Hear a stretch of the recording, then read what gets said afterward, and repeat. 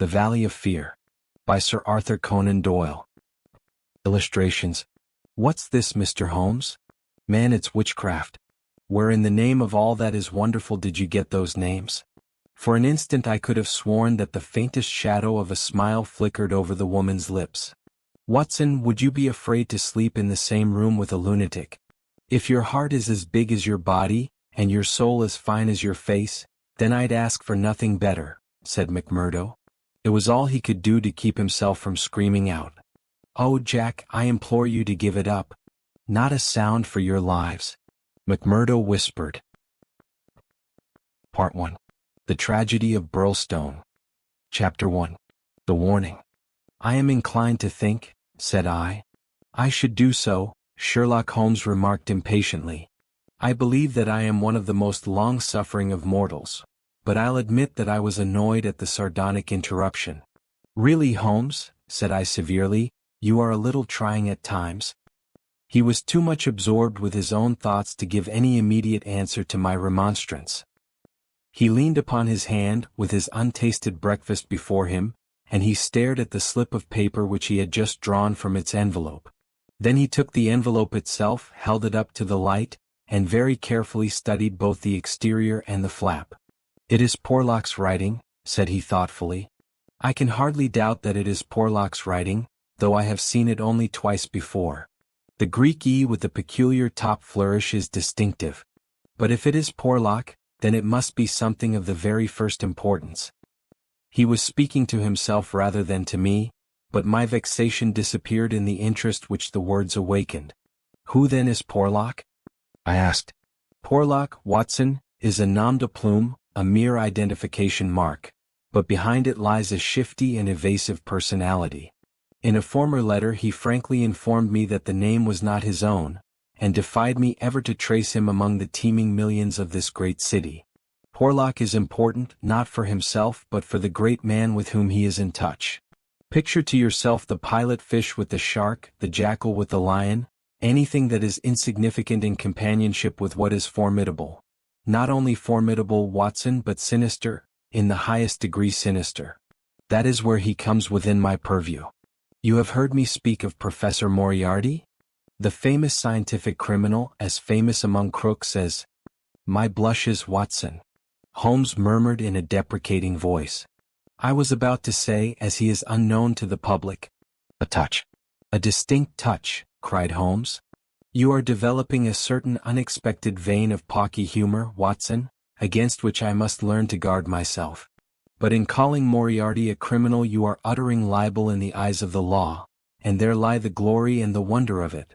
The greatest schemer of all time, the organizer of every deviltry, the controlling brain of the underworld, a brain which might have made or marred the destiny of nations, that's the man. But so aloof is he from general suspicion, so immune from criticism, so admirable in his management and self-effacement, that for those very words that you have uttered he could hale you to a court and emerge with your year's pension as a solatium for his wounded character. Is he not the celebrated author of The Dynamics of an Asteroid, a book which ascends to such rarefied heights of pure mathematics that it is said that there was no man in the scientific press capable of criticizing it? Is this a man to traduce? Foul-mouthed doctor and slandered professor, such would be your respective roles. That's genius, Watson. But if I am spared by lesser men, our day will surely come. May I be there to see? I exclaimed devoutly. But you were speaking of this man Porlock? Ah, yes. The so-called Porlock is a link in the chain some little way from its great attachment. Porlock is not quite a sound link, between ourselves. He is the only flaw in that chain so far as I have been able to test it. But no chain is stronger than its weakest link. Exactly, my dear Watson. Hence the extreme importance of Porlock. Led on by some rudimentary aspirations towards right, and encouraged by the judicious stimulation of an occasional 10-pound note sent to him by devious methods, he has once or twice given me advance information which has been of value, that highest value which anticipates and prevents rather than avenges crime. I cannot doubt that, if we had the cipher, we should find that this communication is of the nature that I indicate. Again Holmes flattened out the paper upon his unused plate. I rose and, leaning over him, stared down at the curious inscription, which ran as follows. 534 C213 12736 314 1721 41 Douglas 109 293 537 Birlstone 26 Birlstone 947 171. What do you make of it, Holmes? It is obviously an attempt to convey secret information. But what is the use of a cipher message without the cipher? In this instance, none at all. Why do you say in this instance? Because there are many ciphers which I would read as easily as I do the Apocrypha of the Agony column. Such crude devices amuse the intelligence without fatiguing it. But this is different. It is clearly a reference to the words in a page of some book. Until I am told which page and which book I am powerless. But why Douglas and Birlstone? Clearly because those are words which were not contained in the page in question. Then why has he not indicated the book? Your native shrewdness, my dear Watson, that innate cunning which is the delight of your friends, would surely prevent you from enclosing cipher and message in the same envelope. Should it miscarry, you are undone. As it is, both have to go wrong before any harm comes from it. Our second post is now overdue, and I shall be surprised if it does not bring us either a further letter of explanation, or, as is more probable, the very volume to which these figures refer. Holmes's calculation was fulfilled within a very few minutes by the appearance of Billy, the page, with the very letter which we were expecting. The same writing, remarked Holmes as he opened the envelope, and actually signed, he added in an exultant voice as he unfolded the epistle. Come, we are getting on, Watson. His brow clouded, however, as he glanced over the contents. Dear me, this is very disappointing. I fear, Watson, that all our expectations come to nothing. I trust that the man Porlock will come to no harm. Dear Mr. Holmes, he says, I will go no further in this matter. It is too dangerous. He suspects me. I can see that he suspects me. He came to me quite unexpectedly after I had actually addressed this envelope with the intention of sending you the key to the cipher. I was able to cover it up. If he had seen it, it would have gone hard with me. But I read suspicion in his eyes. Please burn the cipher message, which can now be of no use to you. Fred Porlock. Holmes sat for some little time twisting this letter between his fingers and frowning as he stared into the fire. After all, he said at last, there may be nothing in it. It may be only his guilty conscience. Knowing himself to be a traitor, he may have read the accusation in the other's eyes. The other being, I presume, Professor Moriarty? No less. When any of that party talk about he, you know whom they mean. There is one predominant heat for all of them. But what can he do? That's a large question. When you have one of the first brains of Europe up against you, and all the powers of darkness at his back, there are infinite possibilities. Anyhow, friend Porlock is evidently scared out of his senses. Kindly compare the writing in the note to that upon its envelope, which was done, he tells us, before this ill-omened visit. The one is clear and firm. The other hardly legible. Why did he write it all? Why did he not simply drop it? Because he feared I would make some inquiry after him in that case and possibly bring trouble on him? No doubt, said I, of course. I had picked up the original cipher message and was bending my brows over it. It's pretty maddening to think that an important secret may lie here on this slip of paper, and that it is beyond human power to penetrate it. Sherlock Holmes had pushed away his untasted breakfast and lit the unsavory pipe which was the companion of his deepest meditations. I wonder, said he, leaning back and staring at the ceiling. Perhaps there are points which have escaped your Machiavellian intellect. Let us consider the problem in the light of pure reason. This man's reference is to a book. That is our point of departure. A somewhat vague one. Let us see then if we can narrow it down. As I focus my mind upon it, it seems rather less impenetrable. What indications have we as to this book? None. Well, it is surely not quite so bad as that. The cipher message begins with a large 534, does it not? We may take it as a working hypothesis that 534 is the particular page to which the cipher refers. So our book has already become a large book, which is surely something gained. What other indications have we as to the nature of this large book? The next sign is C2. What do you make of that, Watson? Chapter the second, no doubt. Hardly that, Watson. You will, I am sure, agree with me that if the page be given, the number of the chapter is immaterial. Also that if page 534 finds us only in the second chapter, the length of the first one must have been really intolerable. Column? I cried. Brilliant, Watson. You are scintillating this morning. If it is not column, then I am very much deceived. So now you see we begin to visualize a large book printed in double columns which are each of a considerable length, since one of the words is numbered in the document as the 293rd. Have we reached the limits of what reason can supply? I fear that we have. Surely you do yourself an injustice. One more coruscation, my dear Watson, yet another brainwave. Had the volume been an unusual one, he would have sent it to me. Instead of that, he had intended, before his plans were nipped, to send me the clue in this envelope. He says so in his note. This would seem to indicate that the book is one which he thought I would have no difficulty in finding for myself. He had it, and he imagined that I would have it too. In short, Watson, it is a very common book. What you say certainly sounds plausible. So we have contracted our field of search to a large book, printed in double columns and in common use? The Bible! I cried triumphantly. Good, Watson, good. But not, if I may say so, quite good enough. Even if I accepted the compliment for myself, I could hardly name any volume which would be less likely to lie at the elbow of one of Moriarty's associates. Besides, the editions of Holy Writ are so numerous that he could hardly suppose that two copies would have the same pagination.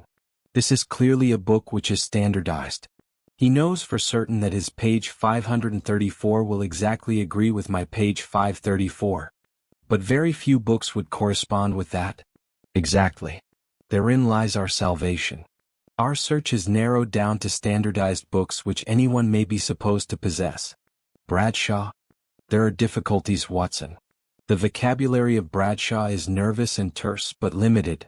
The selection of words would hardly lend itself to the sending of general messages. We will eliminate Bradshaw. The dictionary is, I fear, inadmissible for the same reason. What then is left? An almanac? Excellent, Watson. I am very much mistaken if you have not touched the spot. An almanac. Let us consider the claims of Whitaker's almanac. It is in common use. It has the requisite number of pages. It is in double column. Though reserved in its earlier vocabulary, it becomes, if I remember right, quite garrulous towards the end. He picked the volume from his desk. Here is page 534, column 2, a substantial block of print dealing, I perceive, with the trade and resources of British India. Jot down the words, Watson. Number 13 is Maratha. Not, I fear, a very auspicious beginning. Number 127 is Government, which at least makes sense, though somewhat irrelevant to ourselves and Professor Moriarty. Now let us try again. What does the Maratha government do? Alas, the next word is pig's bristles. We are undone, my good Watson. It is finished. He had spoken in jesting vein, but the twitching of his bushy eyebrows bespoke his disappointment and irritation. I sat helpless and unhappy, staring into the fire. A long silence was broken by a sudden exclamation from Holmes, who dashed at a cupboard, from which he emerged with a second yellow-covered volume in his hand. We pay the price, Watson, for being too up-to-date, he cried. We are before our time and suffer the usual penalties. Being the 7th of January, we have very properly laid in the new almanac. It is more than likely that Porlock took his message from the old one. No doubt he would have told us so had his letter of explanation been written. Now let us see what page 534 has in store for us. Number 13 is there, which is much more promising.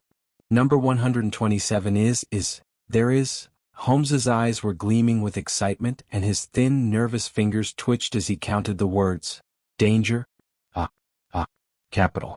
Put that down, Watson. There is danger, may come very soon. 1. Then we have the name Douglas, rich, country, now at Birlstone, house, Birlstone confidence, is, pressing. There, Watson. What do you think of pure reason and its fruit? If the greengrocer had such a thing as a laurel wreath, I should send Billy round for it. I was staring at the strange message which I had scrawled, as he deciphered it, upon a sheet of foolscap on my knee. What a queer, scrambling way of expressing his meaning, said I. On the contrary, he has done quite remarkably well, said Holmes. When you search a single column for words with which to express your meaning, you can hardly expect to get everything you want. You are bound to leave something to the intelligence of your correspondent. The purport is perfectly clear. Some deviltry is intended against one Douglas, whoever he may be, residing as stated, a rich country gentleman. He is sure, confidence was as near as he could get to confident, that it is pressing. There is our result, and a very workmanlike little bit of analysis it was. Holmes had the impersonal joy of the true artist in his better work, even as he mourned darkly when it fell below the high level to which he aspired. He was still chuckling over his success when Billy swung open the door and Inspector MacDonald of Scotland Yard was ushered into the room. Those were the early days at the end of the 80s, when Alec MacDonald was far from having attained the national fame which he has now achieved. He was a young but trusted member of the detective force, who had distinguished himself in several cases which had been entrusted to him. His tall, bony figure gave promise of exceptional physical strength, while his great cranium and deep-set, lustrous eyes spoke no less clearly of the keen intelligence which twinkled out from behind his bushy eyebrows. He was a silent, precise man with a dour nature and a hard Aberdonian accent. Twice already in his career had Holmes helped him to attain success, his own sole reward being the intellectual joy of the problem. For this reason the affection and respect of the Scotchman for his amateur colleague were profound, and he showed them by the frankness with which he consulted Holmes in every difficulty. Mediocrity knows nothing higher than itself, but talent instantly recognizes genius, and MacDonald had talent enough for his profession to enable him to perceive that there was no humiliation in seeking the assistance of one who already stood alone in Europe, both in his gifts and in his experience. Holmes was not prone to friendship, but he was tolerant of the big Scotchman and smiled at the sight of him. "You are an early bird, Mr. Mac," said he. "I wish you luck with your worm. I fear this means that there is some mischief afoot. If you said hope instead of fear, it would be nearer the truth, I'm thinking, Mr. Holmes," the inspector answered with a knowing grin. "Well, maybe a wee nip would keep out the raw morning chill. No, I won't smoke, I thank you. I'll have to be pushing on my way, for the early hours of a case are the precious ones, as no man knows better than your own self. But, the inspector had stopped suddenly, and was staring with a look of absolute amazement at a paper upon the table. It was the sheet upon which I had scrawled the enigmatic message. "Douglas," he stammered. "Birlstone. What's this, Mr. Holmes? Man, it's witchcraft. Where in the name of all that is wonderful did you get those names? What's this, Mr. Holmes? Man, it's witchcraft. Where in the name of all that is wonderful did you get those names? It is a cipher that Dr. Watson and I have had occasion to solve. But why, what's amiss with the names?" The inspector looked from one to the other of us in dazed astonishment. "Just this," said he, "that Mr. Douglas of Birlstone Manor House was horribly murdered last night." Chapter 2. Sherlock Holmes' Discourses. It was one of those dramatic moments for which my friend existed. It would be an overstatement to say that he was shocked or even excited by the amazing announcement. Without having a tinge of cruelty in his singular composition, he was undoubtedly callous from long overstimulation. Yet, if his emotions were dulled, his intellectual perceptions were exceedingly active.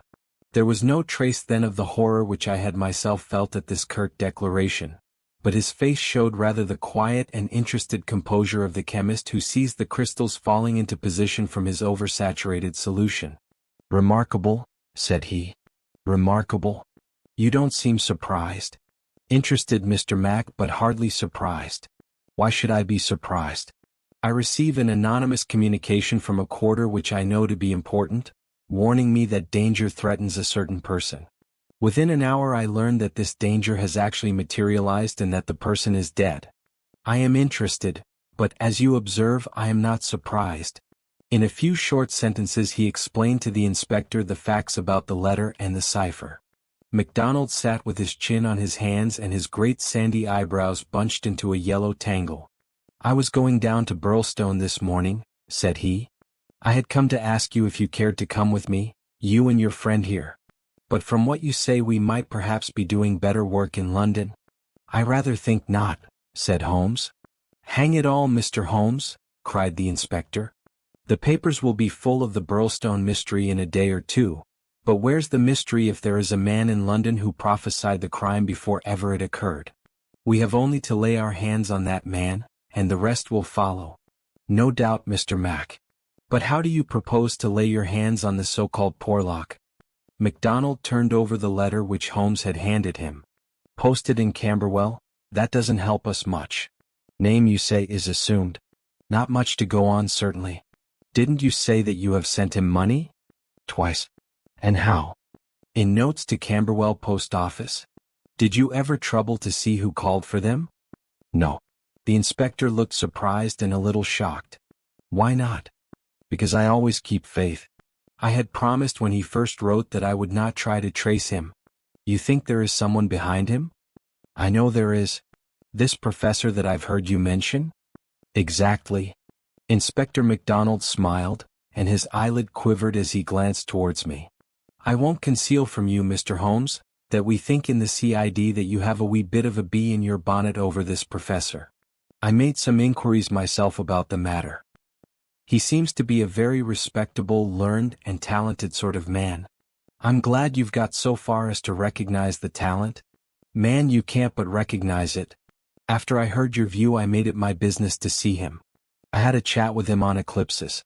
How the talk got that way I canna think, but he had out a reflector lantern and a globe and made it all clear in a minute. He lent me a book, but I don't mind saying that it was a bit above my head, though I had a good Aberdeen upbringing. He'd have made a grand minister with his thin face and grey hair and solemn-like way of talking. When he put his hand on my shoulder as we were parting, it was like a father's blessing before you go out into the cold, cruel world. Holmes chuckled and rubbed his hands. Great, he said. Great. Tell me, friend MacDonald, this pleasing and touching interview was, I suppose, in the professor's study? That's so. A fine room, is it not? Very fine, very handsome indeed, Mr. Holmes. You sat in front of his writing desk? Just so. Sun in your eyes and his face in the shadow? Well, it was evening, but I mind that the lamp was turned on my face. It would be. Did you happen to observe a picture over the professor's head? I don't miss much, Mr. Holmes. Maybe I learned that from you. Yes, I saw the picture, a young woman with her head on her hands, peeping at you sideways. That painting was by Jean-Baptiste Gros. The inspector endeavored to look interested. Jean-Baptiste Gros, Holmes continued, joining his fingertips and leaning well back in his chair, was a French artist who flourished between the years 1750 and 1800. I allude, of course, to his working career.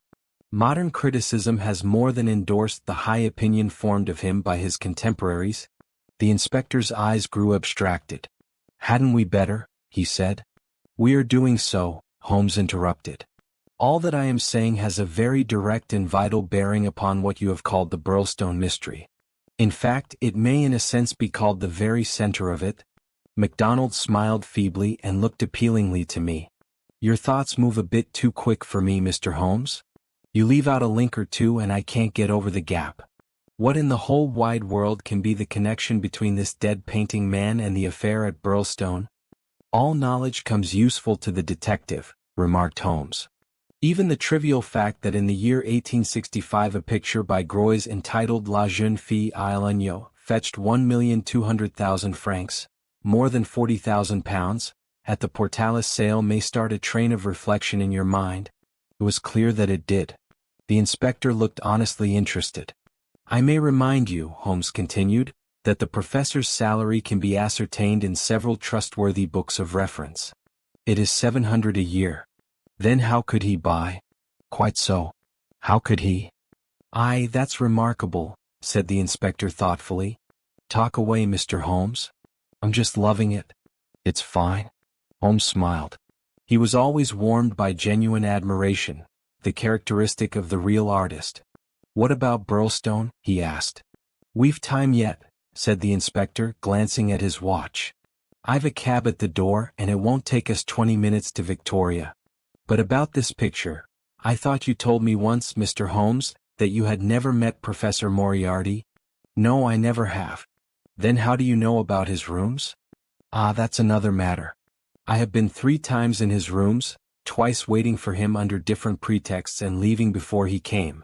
Once, well, I can hardly tell about the once to an official detective. It was on the last occasion that I took the liberty of running over his papers, with the most unexpected results. You found something compromising? Absolutely nothing. That was what amazed me. However, you have now seen the point of the picture. It shows him to be a very wealthy man. How did he acquire wealth? He is unmarried. His younger brother is a station master in the west of England. His chair is worth 700 a year. And he owns a Groys? Well, surely the inference is plain. You mean that he has a great income and that he must earn it in an illegal fashion? Exactly. Of course I have other reasons for thinking so. Dozens of exiguous threads which lead vaguely up towards the center of the web where the poisonous, motionless creature is lurking. I only mention the Groys because it brings the matter within the range of your own observation. Well, Mr. Holmes, I admit that what you say is interesting. It's more than interesting, it's just wonderful. But let us have it a little clearer if you can. Is it forgery, coining, burglary? Where does the money come from? Have you ever read of Jonathan Wild? Well, the name has a familiar sound. Someone in a novel, was he not? I don't take much stock of detectives in novels. Chaps that do things and never let you see how they do them. That's just inspiration, not business. Jonathan Wild wasn't a detective, and he wasn't in a novel. He was a master criminal, and he lived last century, 1750 or thereabouts. Then he's no use to me. I'm a practical man. Mr. Mac, the most practical thing that you ever did in your life would be to shut yourself up for 3 months and read 12 hours a day at the annals of crime. Everything comes in circles, even Professor Moriarty. Jonathan Wild was the hidden force of the London criminals, to whom he sold his brains and his organization on a 15% commission. The old wheel turns and the same spoke comes up. It's all been done before and will be again. I'll tell you 1 or 2 things about Moriarty which may interest you. You'll interest me, right enough. I happen to know who is the first link in his chain, a chain with this Napoleon gone wrong at one end, and 100 broken fighting men, pickpockets, blackmailers and card sharpers at the other, with every sort of crime in between. His chief of staff is Colonel Sebastian Moran, as aloof and guarded and inaccessible to the law as himself. What do you think he pays him? I'd like to hear. 6,000 a year. That's paying for brains, you see, the American business principle. I learned that detail quite by chance. It's more than the Prime Minister gets. That gives you an idea of Moriarty's gains and of the scale on which he works. Another point, I made it my business to hunt down some of Moriarty's checks lately, just common innocent checks that he pays his household bills with.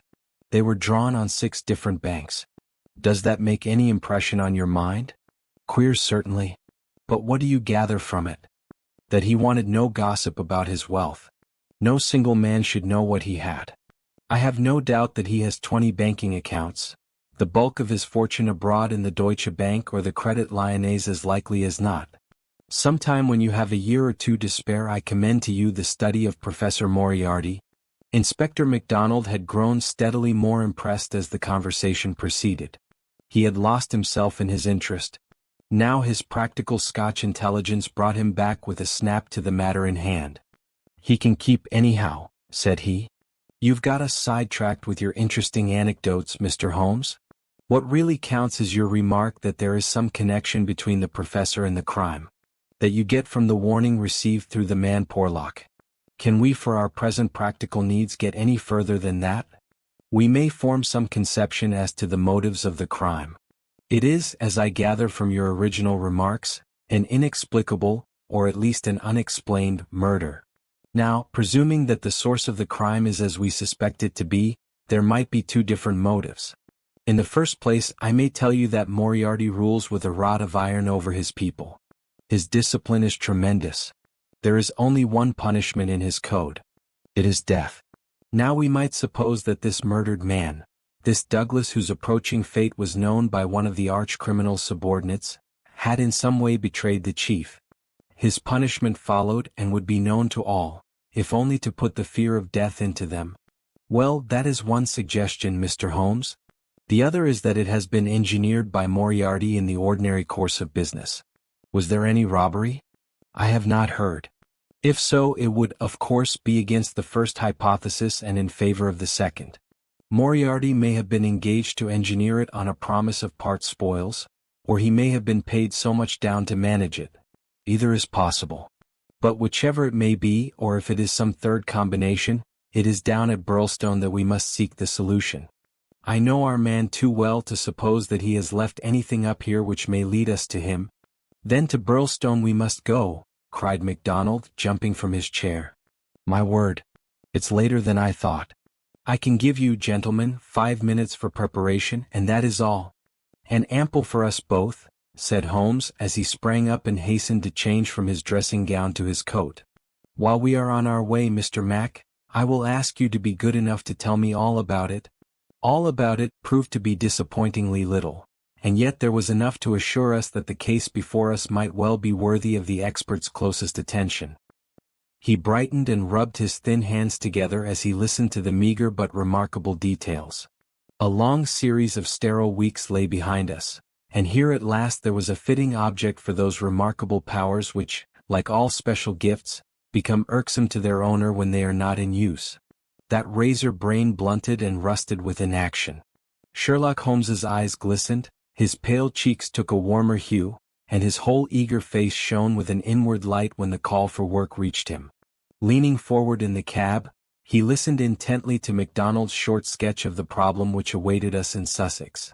The inspector was himself dependent, as he explained to us, upon a scribbled account forwarded to him by the milk train in the early hours of the morning. White Mason, the local officer, was a personal friend, and hence MacDonald had been notified much more promptly than is usual at Scotland Yard when provincials need their assistance. It is a very cold scent upon which the metropolitan expert is generally asked to run. Dear Inspector MacDonald, said the letter which he read to us, official requisition for your services is in separate envelope. This is for your private eye. Wire me what train in the morning you can get for Birlstone, and I will meet it, or have it met if I am too occupied. This case is a snorter. Don't waste a moment in getting started. If you can bring Mr. Holmes, please do so, for he will find something after his own heart. We would think the whole had been fixed up for theatrical effect if there wasn't a dead man in the middle of it. My word, it is a snorter. Your friend seems to be no fool, remarked Holmes. No, sir, White Mason is a very live man if I am any judge. Well, have you anything more? Only that he will give us every detail when we meet. Then how did you get at Mr. Douglas and the fact that he had been horribly murdered? That was in the enclosed official report. It didn't say horrible. That's not a recognized official term. It gave the name John Douglas. It mentioned that his injuries had been in the head from the discharge of a shotgun. It also mentioned the hour of the alarm, which was close on to midnight last night. It added that the case was undoubtedly one of murder, but that no arrest had been made, and that the case was one which presented some very perplexing and extraordinary features. That's absolutely all we have at present, Mr. Holmes. Then, with your permission, we will leave it at that, Mr. Mac. The temptation to form premature theories upon insufficient data is the bane of our profession. I can see only two things for certain at present: a great brain in London and a dead man in Sussex. It's the chain between that we are going to trace. Chapter 3. The Tragedy of Birlstone. Now for a moment I will ask leave to remove my own insignificant personality and to describe events which occurred before we arrived upon the scene by the light of knowledge which came to us afterwards. Only in this way can I make the reader appreciate the people concerned and the strange setting in which their fate was cast. The village of Birlstone is a small and very ancient cluster of half-timbered cottages on the northern border of the county of Sussex. For centuries it had remained unchanged, but within the last few years its picturesque appearance and situation have attracted a number of well-to-do residents, whose villas peep out from the woods around. These woods are locally supposed to be the extreme fringe of the great Weald forest, which thins away until it reaches the northern chalk downs. A number of small shops have come into being to meet the wants of the increased population, so there seems some prospect that Birlstone may soon grow from an ancient village into a modern town. It is the center for a considerable area of country, since Tunbridge Wells, the nearest place of importance, is 10 or 12 miles to the eastward, over the borders of Kent. About half a mile from the town, standing in an old park famous for its huge beech trees, is the ancient manor house of Birlstone. Part of this venerable building dates back to the time of the First Crusade, when Hugo de Capus built a Fort Alice in the center of the estate, which had been granted to him by the Red King. This was destroyed by fire in 1543, and some of its smoke-blackened cornerstones were used when, in Jacobean times, a brick country house rose upon the ruins of the feudal castle. The manor house, with its many gables and its small diamond-paned windows, was still much as the builder had left it in the early 17th century. Of the double moats which had guarded its more warlike predecessor, the outer had been allowed to dry up, and served the humble function of a kitchen garden. The inner one was still there, and lay 40 feet in breadth, though now only a few feet in depth, round the whole house. A small stream fed it and continued beyond it, so that the sheet of water, though turbid, was never ditch-like or unhealthy. The ground floor windows were within a foot of the surface of the water. The only approach to the house was over a drawbridge, the chains and windlass of which had long been rusted and broken. The latest tenants of the manor house had, however, with characteristic energy, set this right, and the drawbridge was not only capable of being raised, but actually was raised every evening and lowered every morning. By thus renewing the custom of the old feudal days, the manor house was converted into an island during the night, a fact which had a very direct bearing upon the mystery which was soon to engage the attention of all England. The house had been untenanted for some years and was threatening to moulder into a picturesque decay when the Douglases took possession of it. This family consisted of only two individuals, John Douglas and his wife. Douglas was a remarkable man both in character and in person.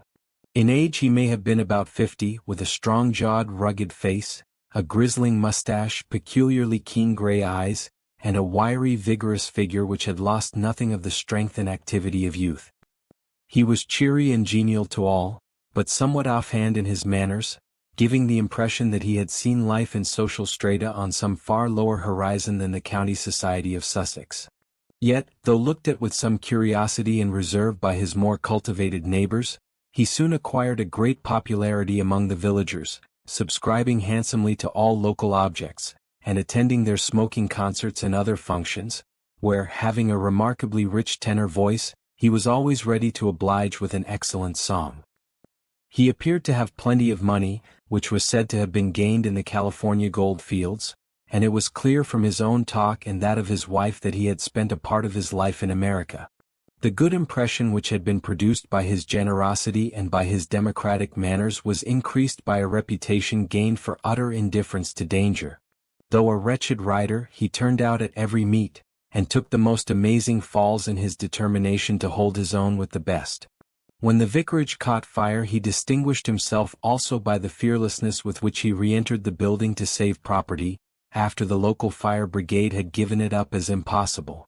Thus it came about that John Douglas of the manor house had within 5 years won himself quite a reputation in Birlstone. His wife, too, was popular with those who had made her acquaintance. Though, after the English fashion, the callers upon a stranger who settled in the county without introductions were few and far between. This mattered the less to her, as she was retiring by disposition, and very much absorbed, to all appearance, in her husband and her domestic duties. It was known that she was an English lady who had met Mr. Douglas in London, he being at that time a widower. She was a beautiful woman, tall, dark, and slender, some 20 years younger than her husband, a disparity which seemed in no wise to mar the contentment of their family life. It was remarked sometimes, however, by those who knew them best, that the confidence between the two did not appear to be complete, since the wife was either very reticent about her husband's past life, or else, as seemed more likely, was imperfectly informed about it. It had also been noted and commented upon by a few observant people that there were signs sometimes of some nerve strain upon the part of Mrs. Douglas, and that she would display acute uneasiness if her absent husband should ever be particularly late in his return. On a quiet countryside, where all gossip is welcome, this weakness of the lady of the manor house did not pass without remark, and it bulked larger upon people's memory when the events arose which gave it a very special significance. There was yet another individual whose residence under that roof was, it is true, only an intermittent one, but whose presence at the time of the strange happenings which will now be narrated brought his name prominently before the public. This was Cecil James Barker of Hales Lodge, Hampstead. Cecil Barker's tall, loose-jointed figure was a familiar one in the main street of Birlstone village, for he was a frequent and welcome visitor at the manor house. He was the more noticed as being the only friend of the past unknown life of Mr. Douglas who was ever seen in his new English surroundings. Barker was himself an undoubted Englishman, but by his remarks it was clear that he had first known Douglas in America and had there lived on intimate terms with him. He appeared to be a man of considerable wealth, and was reputed to be a bachelor. In age he was rather younger than Douglas, 45 at the most, a tall, straight, broad-chested fellow with a clean-shaved prize-fighter face, thick, strong black eyebrows, and a pair of masterful black eyes which might, even without the aid of his very capable hands, clear a way for him through a hostile crowd. He neither rode nor shot, but spent his days in wandering round the old village with his pipe in his mouth, or in driving with his host, or in his absence with his hostess, over the beautiful countryside. An easy-going, free-handed gentleman, said Ames, the butler. But, my word, I had rather not be the man that crossed him. He was cordial and intimate with Douglas, and he was no less friendly with his wife, a friendship which more than once seemed to cause some irritation to the husband, so that even the servants were able to perceive his annoyance. Such was the third person who was one of the family when the catastrophe occurred. As to the other denizens of the old building, it will suffice out of a large household to mention the prim, respectable and capable Ames, and Mrs. Allen, a buxom and cheerful person, who relieved the lady of some of her household cares. The other 6 servants in the house bear no relation to the events of the night of January 6th. It was at 11:45 that the first alarm reached the small local police station, in charge of Sergeant Wilson of the Sussex Constabulary. Cecil Barker, much excited, had rushed up to the door and pealed furiously upon the bell. A terrible tragedy had occurred at the manor house, and John Douglas had been murdered. That was the breathless burden of his message.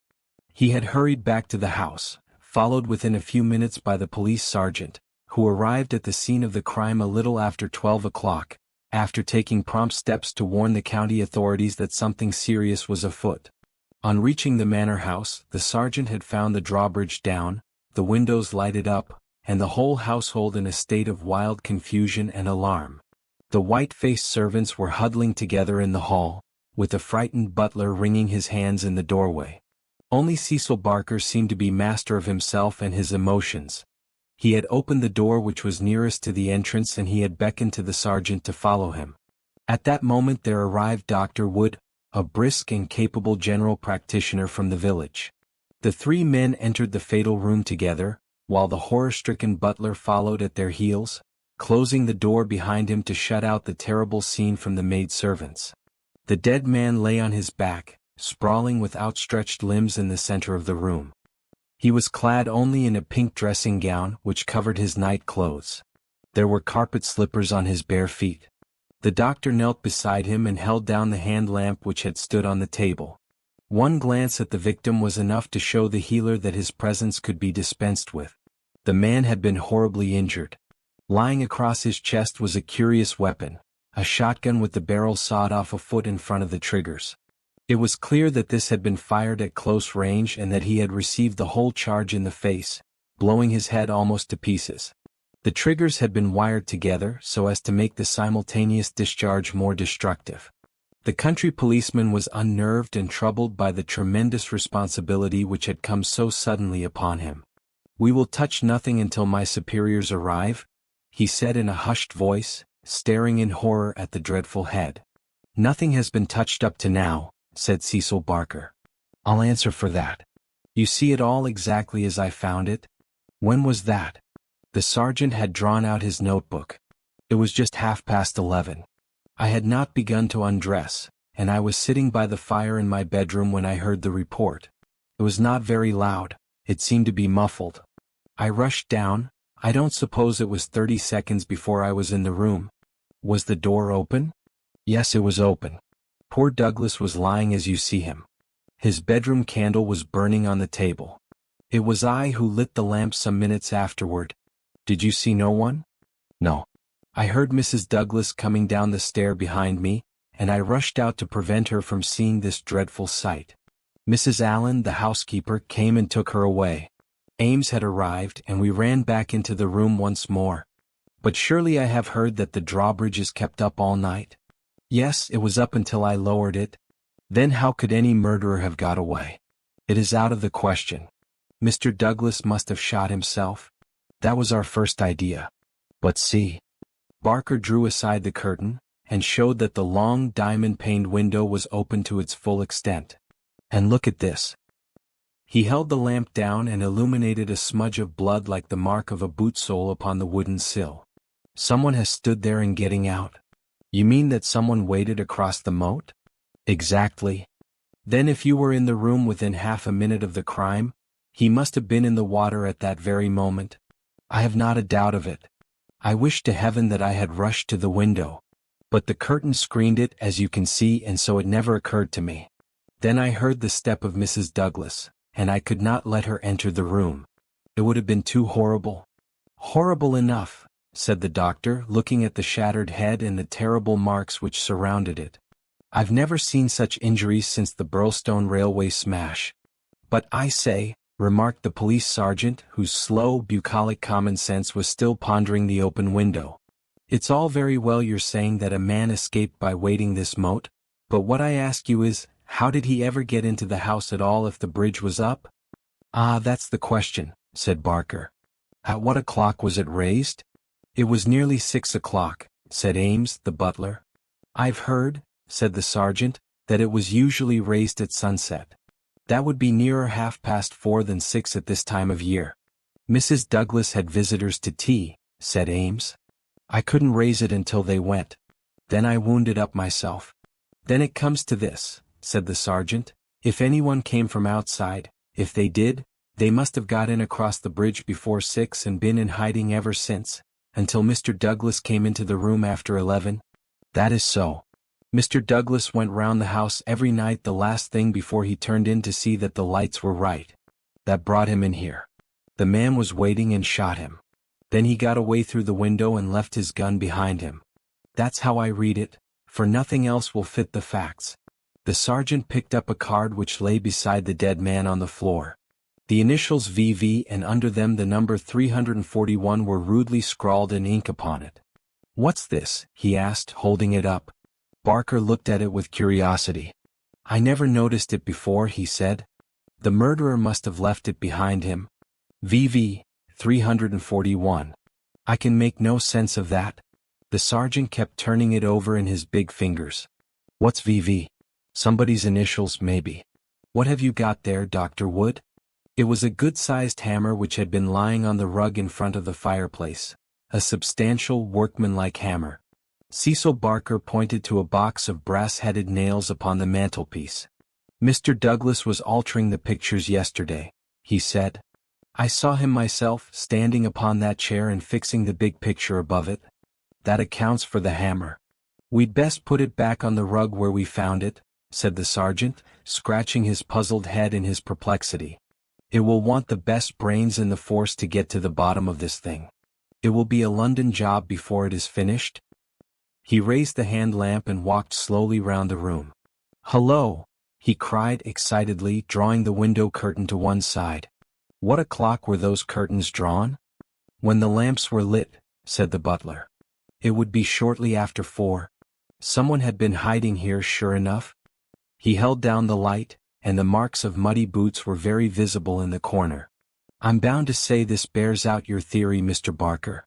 It looks as if the man got into the house after 4 when the curtains were drawn, and before 6 when the bridge was raised. He slipped into this room because it was the first that he saw. There was no other place where he could hide, so he popped in behind this curtain. That all seems clear enough. It is likely that his main idea was to burgle the house, but Mr. Douglas chanced to come upon him, so he murdered him and escaped. That's how I read it, said Barker. But, I say, aren't we wasting precious time?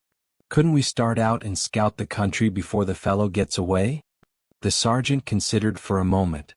There are no trains before 6 in the morning, so he can't get away by rail. If he goes by road with his legs all dripping, it's odds that someone will notice him. Anyhow, I can't leave here myself until I am relieved. But I think none of you should go until we see more clearly how we all stand." The doctor had taken the lamp and was narrowly scrutinizing the body. "What's this mark?" he asked. "Could this have any connection with the crime?" The dead man's right arm was thrust out from his dressing gown, and exposed as high as the elbow. About halfway up the forearm was a curious brown design, a triangle inside a circle, standing out in vivid relief upon the lard-colored skin. "It's not tattooed," said the doctor, peering through his glasses. "I never saw anything like it. The man has been branded at some time as they brand cattle. What is the meaning of this?" "I don't profess to know the meaning of it," said Cecil Barker, "but I have seen the mark on Douglas many times this last 10 years. "And so have I," said the butler. "Many a time when the master has rolled up his sleeves I have noticed that very mark. I've often wondered what it could be." "Then it has nothing to do with the crime anyhow," said the sergeant. "But it's a rum thing all the same. Everything about this case is rum." "Well, what is it now?" The butler had given an exclamation of astonishment and was pointing at the dead man's outstretched hand. "They've taken his wedding ring," he gasped. "What?" "Yes, indeed. Master always wore his plain gold wedding ring on the little finger of his left hand.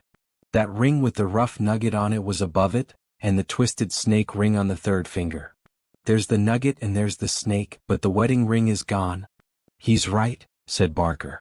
"Do you tell me," said the sergeant, "that the wedding ring was below the other?" "Always." "Then the murderer, or whoever it was, first took off this ring you call the nugget ring, then the wedding ring, and afterwards put the nugget ring back again?" "That is so." The worthy country policeman shook his head. "Seems to me the sooner we get London on to this case the better," said he. "White Mason is a smart man. No local job has ever been too much for White Mason. It won't be long now before he is here to help us. But I expect we'll have to look to London before we are through. Anyhow, I'm not ashamed to say that it is a deal too thick for the likes of me." Chapter 4.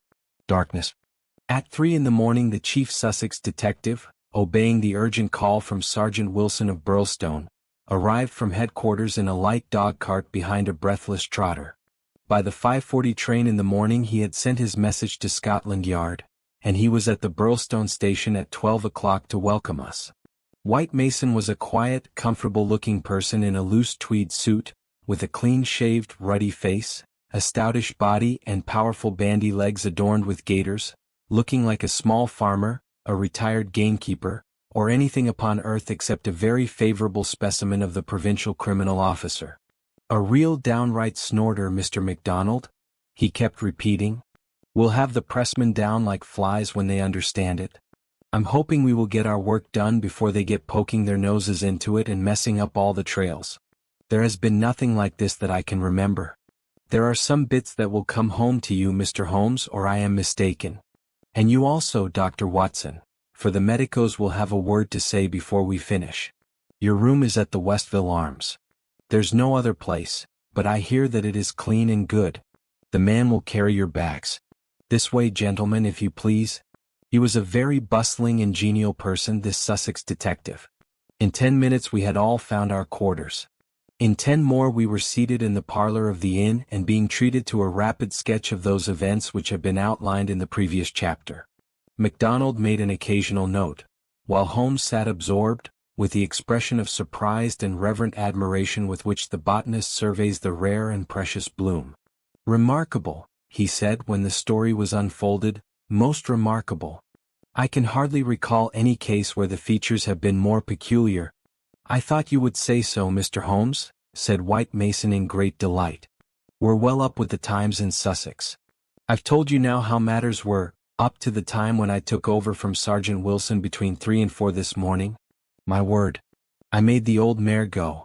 But I need not have been in such a hurry as it turned out, for there was nothing immediate that I could do. Sergeant Wilson had all the facts. I checked them and considered them and maybe added a few of my own."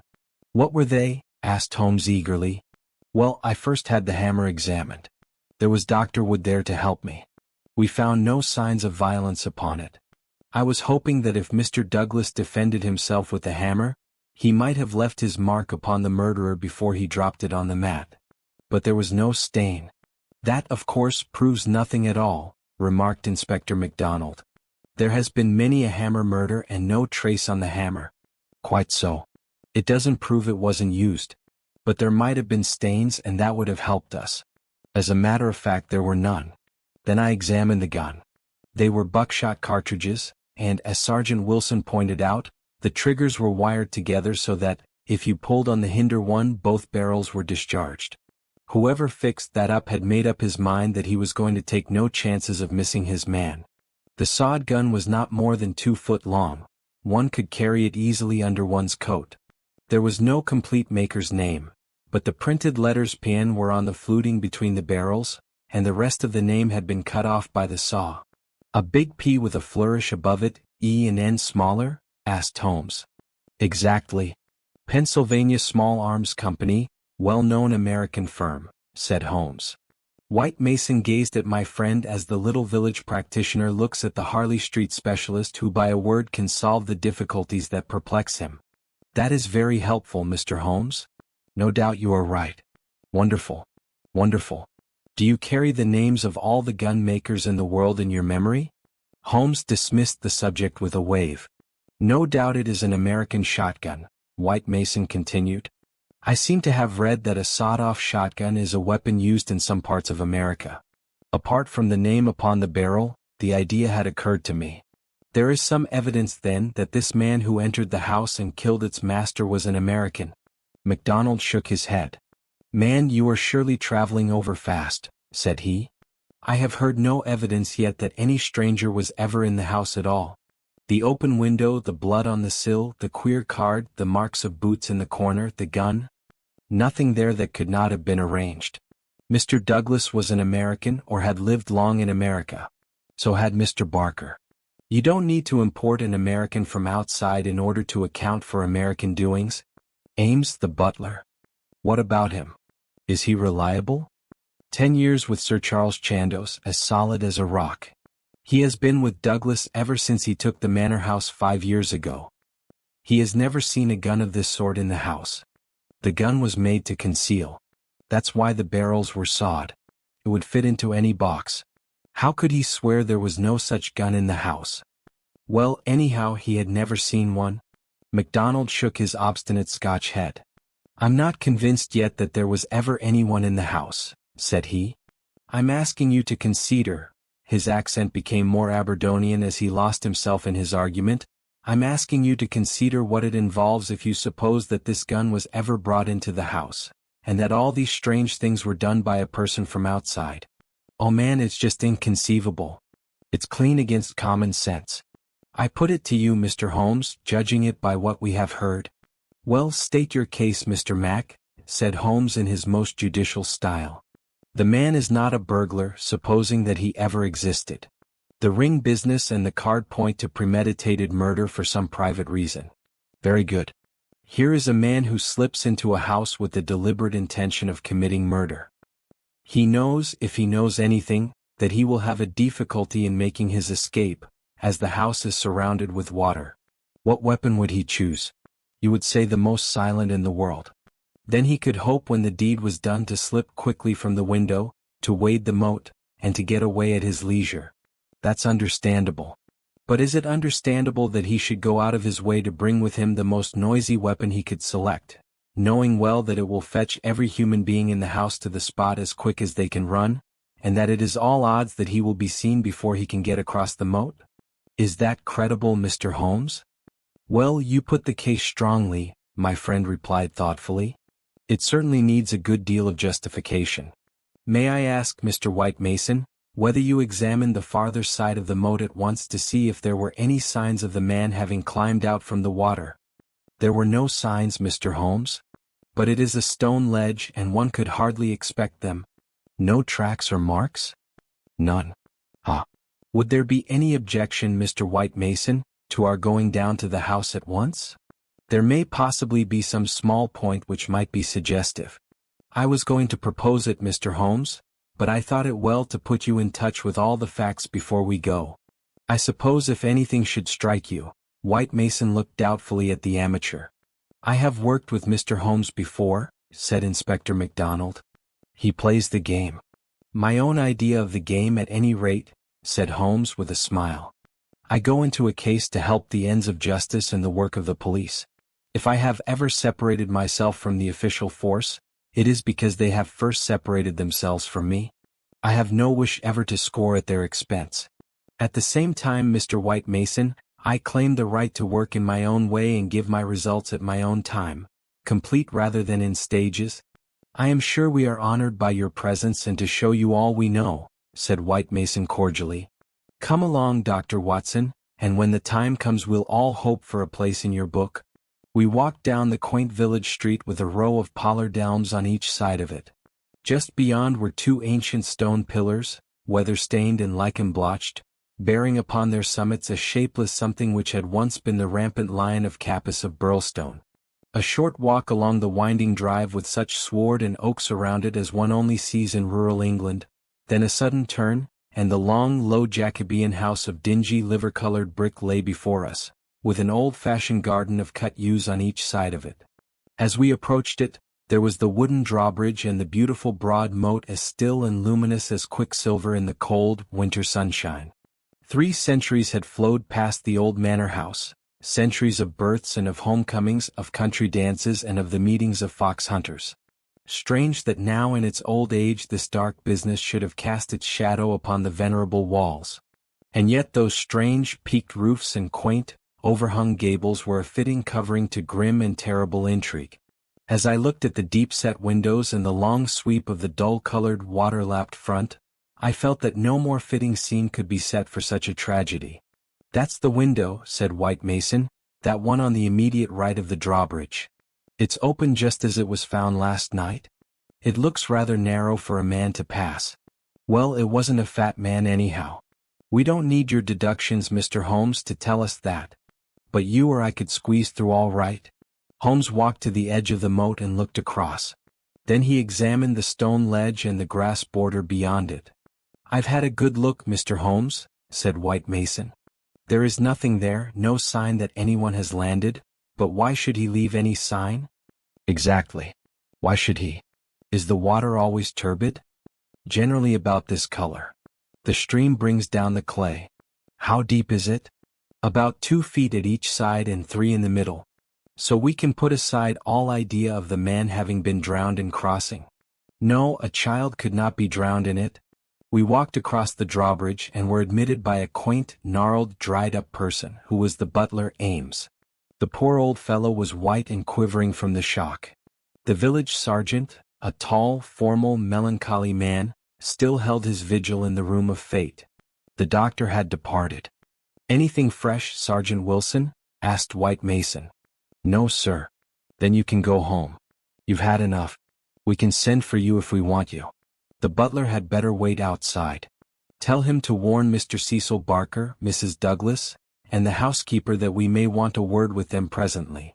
Now, gentlemen, perhaps you will allow me to give you the views I have formed first, and then you will be able to arrive at your own. He impressed me, this country specialist. He had a solid grip of fact and a cool, clear, common-sense brain, which should take him some way in his profession. Holmes listened to him intently, with no sign of that impatience which the official exponent too often produced. Is it suicide or is it murder? That's our first question, gentlemen, is it not? If it were suicide, then we have to believe that this man began by taking off his wedding ring and concealing it, that he then came down here in his dressing gown, trampled mud into a corner behind the curtain in order to give the idea someone had waited for him, opened the window, put blood on the— We can surely dismiss that, said MacDonald. So I think suicide is out of the question. Then a murder has been done. What we have to determine is whether it was done by someone outside or inside the house. Well, let's hear the argument. There are considerable difficulties both ways, and yet one or the other it must be. We will suppose first that some person or persons inside the house did the crime. They got this man down here at a time when everything was still and yet no one was asleep. They then did the deed with the queerest and noisiest weapon in the world so as to tell everyone what had happened. A weapon that was never seen in the house before. That does not seem a very likely start, does it? No, it does not. Well then, everyone is agreed that after the alarm was given only a minute at the most had passed before the whole household, not Mr. Cecil Barker alone, though he claims to have been the first, but Ames and all of them were on the spot. Do you tell me that in that time the guilty person managed to make footmarks in the corner, open the window, mark the sill with blood, take the wedding ring off the dead man's finger, and all the rest of it? It's impossible. You put it very clearly, said Holmes. I am inclined to agree with you. Well then, we are driven back to the theory that it was done by someone from outside. We are still faced with some big difficulties, but anyhow they have ceased to be impossibilities. The man got into the house between 4:30 and 6, that is to say between dusk and the time when the bridge was raised. There had been some visitors and the door was open, so there was nothing to prevent him. He may have been a common burglar, or he may have had some private grudge against Mr. Douglas. Since Mr. Douglas has spent most of his life in America, and this shotgun seems to be an American weapon, it would seem that the private grudge is the more likely theory. He slipped into this room because it was the first he came to, and he hid behind the curtain. There he remained until past 11 at night. At that time Mr. Douglas entered the room. It was a short interview, if there were any interview at all, for Mrs. Douglas declares that her husband had not left her more than a few minutes when she heard the shot. The candle shows that, said Holmes. Exactly. The candle, which was a new one, is not burned more than half an inch. He must have placed it on the table before he was attacked. Otherwise, of course, it would have fallen when he fell. This shows that he was not attacked the instant that he entered the room. When Mr. Barker arrived the candle was lit and the lamp was out. That's all clear enough. Well now, we can reconstruct things on those lines. Mr. Douglas enters the room. He puts down the candle. A man appears from behind the curtain. He is armed with this gun. He demands the wedding ring, heaven only knows why, but so it must have been. Mr. Douglas gave it up. Then either in cold blood or in the course of a struggle, Douglas may have gripped the hammer that was found upon the mat. He shot Douglas in this horrible way. He dropped his gun and also it would seem this queer card, VV341 whatever that may mean, and he made his escape through the window and across the moat at the very moment when Cecil Barker was discovering the crime. How's that, Mr. Holmes? Very interesting but just a little unconvincing. Man, it would be absolute nonsense if it wasn't that anything else is even worse, cried MacDonald. Somebody killed the man, and whoever it was I could clearly prove to you that he should have done it some other way. What does he mean by allowing his retreat to be cut off like that? What does he mean by using a shotgun when silence was his one chance of escape? Come, Mr. Holmes, it's up to you to give us a lead, since you say Mr. White Mason's theory is unconvincing. Holmes had sat intently observant during this long discussion, missing no word that was said, with his keen eyes darting to right and to left, and his forehead wrinkled with speculation. I should like a few more facts before I get so far as a theory, Mr. Mac, said he, kneeling down beside the body. Dear me, these injuries are really appalling. Can we have the butler in for a moment? Ames, I understand that you have often seen this very unusual mark, a branded triangle inside a circle, upon Mr. Douglas's forearm? Frequently, sir. You never heard any speculation as to what it meant? No, sir. It must have caused great pain when it was inflicted. It is undoubtedly a burn. Now, I observe, Ames, that there is a small piece of plaster at the angle of Mr. Douglas's jaw. Did you observe that in life? Yes, sir, he cut himself in shaving yesterday morning. Did you ever know him to cut himself in shaving before? Not for a very long time, sir. Suggestive, said Holmes. It may, of course, be a mere coincidence, or it may point to some nervousness which would indicate that he had reason to apprehend danger. Had you noticed anything unusual in his conduct, yesterday, Ames? It struck me that he was a little restless and excited, sir. Ah. The attack may not have been entirely unexpected. We do seem to make a little progress, do we not? Perhaps you would rather do the questioning, Mr. Mac? No, Mr. Holmes, it's in better hands than mine. Well then we will pass to this card, VV341. It is rough cardboard. Have you any of the sort in the house? I don't think so. Holmes walked across to the desk and dabbed a little ink from each bottle onto the blotting paper. It was not printed in this room, he said, This is black ink and the other purplish. It was done by a thick pen and these are fine. No, it was done elsewhere, I should say. Can you make anything of the inscription, Ames? No, sir, nothing. What do you think, Mr. Mac? It gives me the impression of a secret society of some sort. The same with his badge upon the forearm. That's my idea too, said White Mason. Well, we can adopt it as a working hypothesis and then see how far our difficulties disappear. An agent from such a society makes his way into the house, waits for Mr. Douglas, blows his head nearly off with this weapon, and escapes by wading the moat, after leaving a card beside the dead man, which will, when mentioned in the papers, tell other members of the society that vengeance has been done. That all hangs together. But why this gun of all weapons? Exactly. And why the missing ring? Quite so. And why no arrest? It's past 2 now. I take it for granted that since dawn every constable within 40 miles has been looking out for a wet stranger? That is so, Mr. Holmes. Well, unless he has a burro close by or a change of clothes ready, they can hardly miss him. And yet they have missed him up to now. Holmes had gone to the window and was examining with his lens the blood mark on the sill. It is clearly the tread of a shoe. It is remarkably broad, a splay foot, one would say. Curious because so far as one can trace any footmark in this mud-stained corner, one would say it was a more shapely sole. However, they are certainly very indistinct. What's this under the side table? Mr. Douglas's dumbbells, said Ames. Dumbbell? There's only one. Where's the other? I don't know, Mr. Holmes. There may have been only one. I have not noticed them for months. One dumbbell, Holmes said seriously, but his remarks were interrupted by a sharp knock at the door. A tall, sunburned, capable-looking, clean-shaved man looked in at us. I had no difficulty in guessing that it was the Cecil Barker of whom I had heard. His masterful eyes traveled quickly with a questioning glance from face to face. Sorry to interrupt your consultation, said he, but you should hear the latest news. An arrest? No such luck. But they've found his bicycle. The fellow left his bicycle behind him. Come and have a look. It is within 100 yards of the hall door. We found 3 or 4 grooms and idlers standing in the drive inspecting a bicycle which had been drawn out from a clump of evergreens in which it had been concealed. It was a well-used Rudge Whitworth, splashed as from a considerable journey. There was a saddlebag with spanner and oil can, but no clue as to the owner. It would be a grand help to the police, said the inspector, if these things were numbered and registered. But we must be thankful for what we've got. If we can't find where he went to, at least we are likely to get where he came from. But what in the name of all that is wonderful made the fellow leave it behind? And how in the world has he got away without it? We don't seem to get a gleam of light in the case, Mr. Holmes. Don't we? My friend answered thoughtfully. I wonder. Chapter 5. The People of the Drama. Have you seen all you want of the study?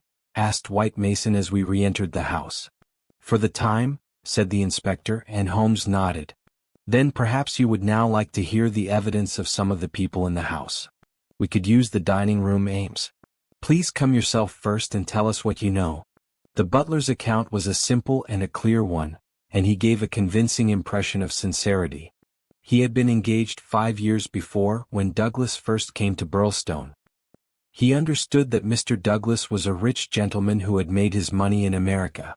He had been a kind and considerate employer, not quite what Ames was used to perhaps, but one can't have everything. He never saw any signs of apprehension in Mr. Douglas.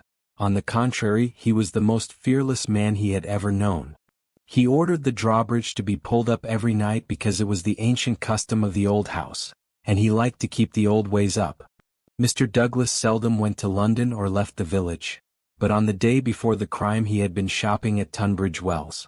He, Ames, had observed some restlessness and excitement on the part of Mr. Douglas that day, for he had seemed impatient and irritable, which was unusual with him. He had not gone to bed that night, but was in the pantry at the back of the house, putting away the silver, when he heard the bell ring violently. He heard no shot, but it was hardly possible he would, as the pantry and kitchens were at the very back of the house and there were several closed doors and a long passage between. The housekeeper had come out of her room, attracted by the violent ringing of the bell. They had gone to the front of the house together. As they reached the bottom of the stairs, he had seen Mrs. Douglas coming down it. No, she was not hurrying. It did not seem to him that she was particularly agitated.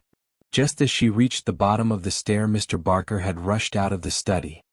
He had stopped Mrs. Douglas and begged her to go back. "For God's sake, go back to your room," he cried. "Poor Jack is dead. You can do nothing. For God's sake, go back." After some persuasion upon the stairs, Mrs. Douglas had gone back. She did not scream. She made no outcry whatever. Mrs. Allen, the housekeeper, had taken her upstairs and stayed with her in the bedroom. Ames and Mr. Barker had then returned to the study, where they had found everything exactly as the police had seen it. The candle was not lit at that time, but the lamp was burning. They had looked out of the window, but the night was very dark and nothing could be seen or heard. They had then rushed out into the hall, where Ames had turned the windlass which lowered the drawbridge. Mr. Barker had then hurried off to get the police. Such, in its essentials, was the evidence of the butler. The account of Mrs. Allen, the housekeeper, was, so far as it went, a corroboration of that of her fellow servant. The housekeeper's room was rather nearer to the front of the house than the pantry in which Ames had been working. She was preparing to go to bed when the loud ringing of the bell had attracted her attention. She was a little hard of hearing. Perhaps that was why she had not heard the shot, but in any case the study was a long way off. She remembered hearing some sound which she imagined to be the slamming of a door. That was a good deal earlier, half an hour at least before the ringing of the bell. When Mr. Ames ran to the front, she went with him. She saw Mr. Barker, very pale and excited, come out of the study. He intercepted Mrs. Douglas, who was coming down the stairs. He entreated her to go back, and she answered him, but what she said could not be heard. "Take her up. Stay with her," he had said to Mrs. Allen.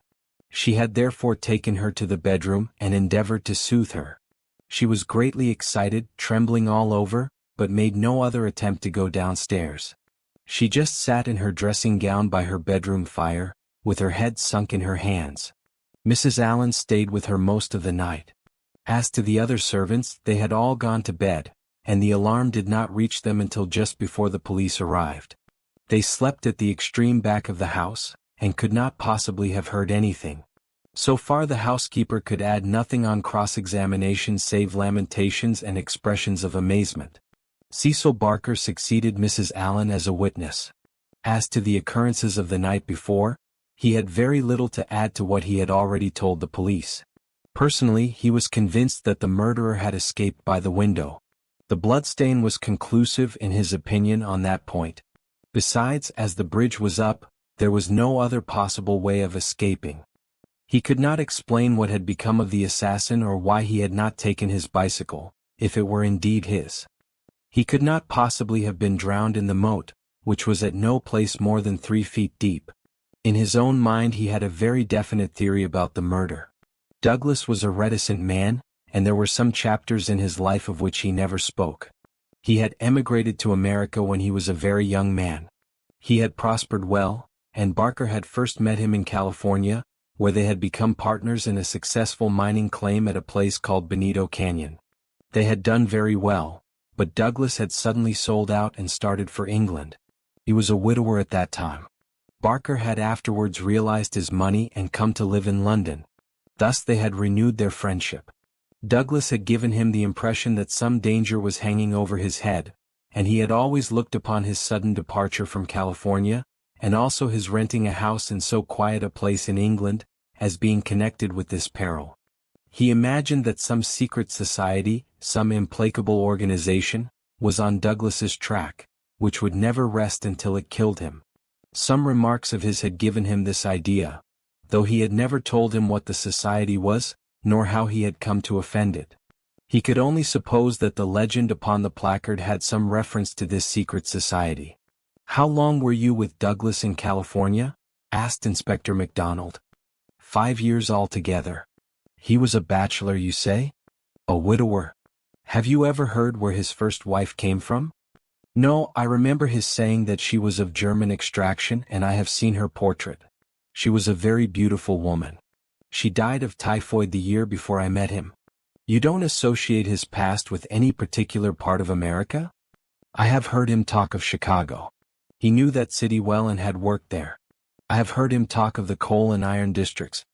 He had traveled a good deal in his time. Was he a politician? Had this secret society to do with politics? No, he cared nothing about politics. You have no reason to think it was criminal? On the contrary, I never met a straighter man in my life. Was there anything curious about his life in California? He liked best to stay and to work at our claim in the mountains. He would never go where other men were if he could help it. That's why I first thought that someone was after him. Then when he left so suddenly for Europe, I made sure that it was so. I believed that he had a warning of some sort. Within a week of his leaving, half a dozen men were inquiring for him. What sort of men? Well, they were a mighty hard-looking crowd. They came up to the claim and wanted to know where he was.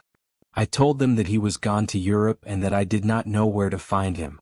They meant him no good, it was easy to see that. Were these men Americans, Californians? Well, I don't know about Californians. They were Americans all right. But they were not miners. I don't know what they were and was very glad to see their backs. That was 6 years ago? Nearer 7. And then you were together 5 years in California, so that this business dates back not less than 11 years at the least? That is so. It must be a very serious feud that would be kept up with such earnestness for as long as that. It would be no light thing that would give rise to it. I think it shadowed his whole life. It was never quite out of his mind. But if a man had a danger hanging over him and knew what it was, don't you think he would turn to the police for protection? Maybe it was some danger that he could not be protected against. There's one thing you should know. He always went about armed. His revolver was never out of his pocket. But by bad luck, he was in his dressing gown and had left it in the bedroom last night. Once the bridge was up, I guess he thought he was safe. I should like these dates a little clearer, said MacDonald. It is quite 6 years since Douglas left California. You followed him next year, did you not? That is so. And he had been married 5 years. You must have returned about the time of his marriage? About a month before. I was his best man. Did you know Mrs. Douglas before her marriage? No, I did not. I had been away from England for 10 years. But you have seen a good deal of her since. Barker looked sternly at the detective. I have seen a good deal of him since, he answered. If I have seen her, it is because you cannot visit a man without knowing his wife. If you imagine there is any connection.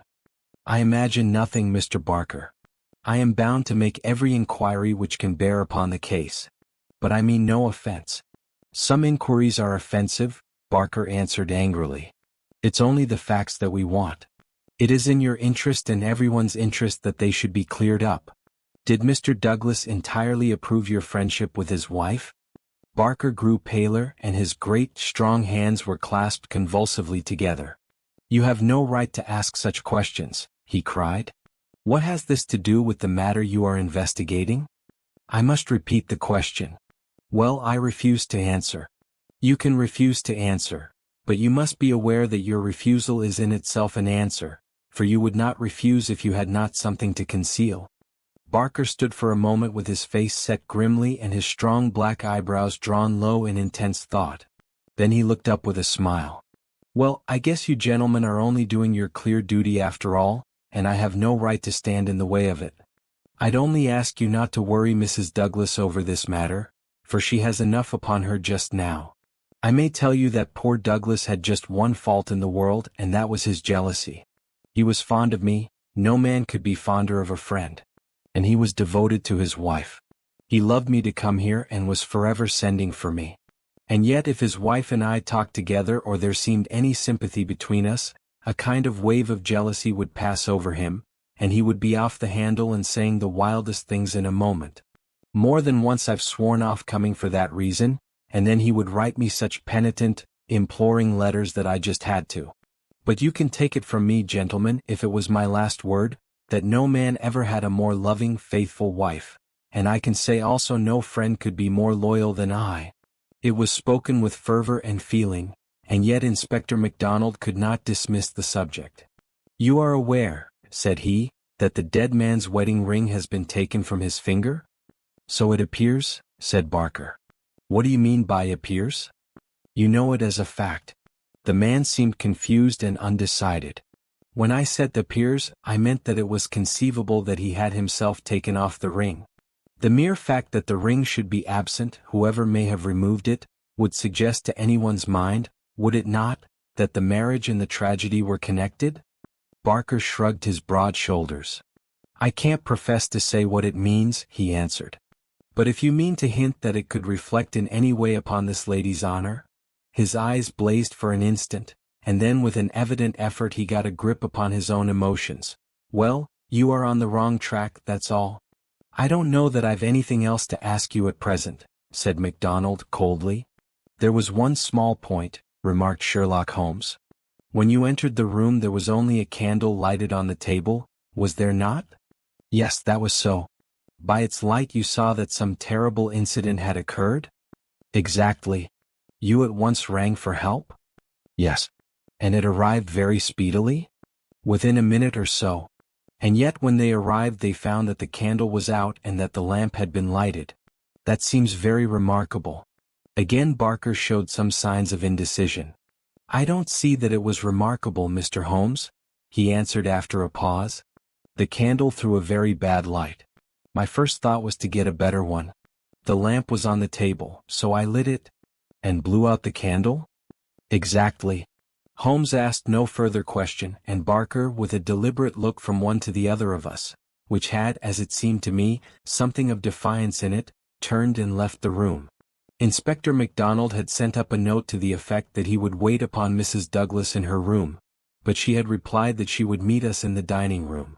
She entered now, a tall and beautiful woman of 30, reserved and self-possessed to a remarkable degree, very different from the tragic and distracted figure I had pictured. It is true that her face was pale and drawn, like that of one who has endured a great shock, but her manner was composed, and the finely molded hand which she rested upon the edge of the table was as steady as my own. Her sad, appealing eyes traveled from one to the other of us with a curiously inquisitive expression. That questioning gaze transformed itself suddenly into abrupt speech. Have you found anything out yet? She asked. Was it my imagination that there was an undertone of fear rather than of hope in the question? We have taken every possible step, Mrs. Douglas, said the inspector. You may rest assured that nothing will be neglected. Spare no money, she said in a dead, even tone. It is my desire that every possible effort should be made. Perhaps you can tell us something which may throw some light upon the matter. I fear not, but all I know is at your service. We have heard from Mr. Cecil Barker that you did not actually see, that you were never in the room where the tragedy occurred? No, he turned me back upon the stairs. He begged me to return to my room. Quite so. You had heard the shot and you had at once come down. I put on my dressing gown and then came down. How long was it after hearing the shot that you were stopped on the stair by Mr. Barker? It may have been a couple of minutes. It is so hard to reckon time at such a moment. He implored me not to go on. He assured me that I could do nothing. Then Mrs. Allen, the housekeeper, led me upstairs again. It was all like some dreadful dream. Can you give us any idea how long your husband had been downstairs before you heard the shot? No, I cannot say. He went from his dressing room and I did not hear him go. He did the round of the house every night, for he was nervous of fire. It is the only thing that I have ever known him nervous of. That is just the point which I want to come to, Mrs. Douglas. You have known your husband only in England, have you not? Yes, we have been married 5 years. Have you heard him speak of anything which occurred in America and might bring some danger upon him? Mrs. Douglas thought earnestly before she answered. Yes, she said at last, I have always felt that there was a danger hanging over him. He refused to discuss it with me. It was not from want of confidence in me. There was the most complete love and confidence between us, but it was out of his desire to keep all alarm away from me. He thought I should brood over it if I knew all, and so he was silent. How did you know it then? Mrs. Douglas's face lit with a quick smile. Can a husband ever carry about a secret all his life and a woman who loves him have no suspicion of it? I knew it by his refusal to talk about some episodes in his American life. I knew it by certain precautions he took. I knew it by certain words he let fall. I knew it by the way he looked at unexpected strangers. I was perfectly certain that he had some powerful enemies, that he believed they were on his track, and that he was always on his guard against them. I was so sure of it that for years I have been terrified if ever he came home later than was expected. Might I ask, asked Holmes, what the words were which attracted your attention? The Valley of Fear, the lady answered. That was an expression he has used when I questioned him. I have been in the Valley of Fear. I am not out of it yet. Are we never to get out of the Valley of Fear? I have asked him when I have seen him more serious than usual. Sometimes I think that we never shall, he has answered. Surely you asked him what he meant by the Valley of Fear? I did, but his face would become very grave and he would shake his head. It is bad enough that one of us should have been in its shadow, he said. Please God it shall never fall upon you. It was some real valley in which he had lived and in which something terrible had occurred to him, of that I am certain. But I can tell you no more. And he never mentioned any names? Yes, he was delirious with fever once when he had his hunting accident 3 years ago. Then I remember that there was a name that came continually to his lips. He spoke it with anger and a sort of horror. McGinty was the name, Bodymaster McGinty. I asked him when he recovered who Bodymaster McGinty was, and whose body he was master of. Never of mine, thank God, he answered with a laugh, and that was all I could get from him. But there is a connection between Bodymaster McGinty and the Valley of Fear. There is one other point, said Inspector MacDonald. You met Mr. Douglas in a boarding house in London, did you not, and became engaged to him there? Was there any romance, anything secret or mysterious about the wedding? There was romance. There is always romance. There was nothing mysterious. He had no rival? No, I was quite free. You have heard, no doubt, that his wedding ring has been taken. Does that suggest anything to you? Suppose that some enemy of his old life had tracked him down and committed this crime? What possible reason could he have for taking his wedding ring? For an instant I could have sworn that the faintest shadow of a smile flickered over the woman's lips. I really cannot tell, she answered. It is certainly a most extraordinary thing. Well, we will not detain you any longer, and we are sorry to have put you to this trouble at such a time, said the inspector. There are some other points, no doubt, but we can refer to you as they arise. She rose, and I was again conscious of that quick, questioning glance with which she had just surveyed us. What impression has my evidence made upon you? The question might as well have been spoken. Then with a bow she swept from the room. She's a beautiful woman, a very beautiful woman, said MacDonald thoughtfully after the door had closed behind her. This man Barker has certainly been down here a good deal. He is a man who might be attractive to a woman. He admits that the dead man was jealous, and maybe he knew best himself what cause he had for jealousy. Then there's that wedding ring. You can't get past that. The man who tears a wedding ring off a dead man's. What do you say to it, Mr. Holmes? My friend had sat with his head upon his hands, sunk in the deepest thought. Now he rose and rang the bell. Ames, he said when the butler entered, where is Mr. Cecil Barker now? I'll see, sir. He came back in a moment to say that Barker was in the garden. Can you remember, Ames, what Mr. Barker had on his feet last night when you joined him in the study? Yes, Mr. Holmes. He had a pair of bedroom slippers. I brought him his boots when he went for the police. Where are the slippers now? They are still under the chair in the hall. Very good, Ames. It is, of course, important for us to know which tracks may be Mr. Barker's and which from outside. Yes, sir. I may say that I noticed that the slippers were stained with blood. So indeed were my own. That is natural enough, considering the condition of the room. Very good, Ames. We will ring if we want you.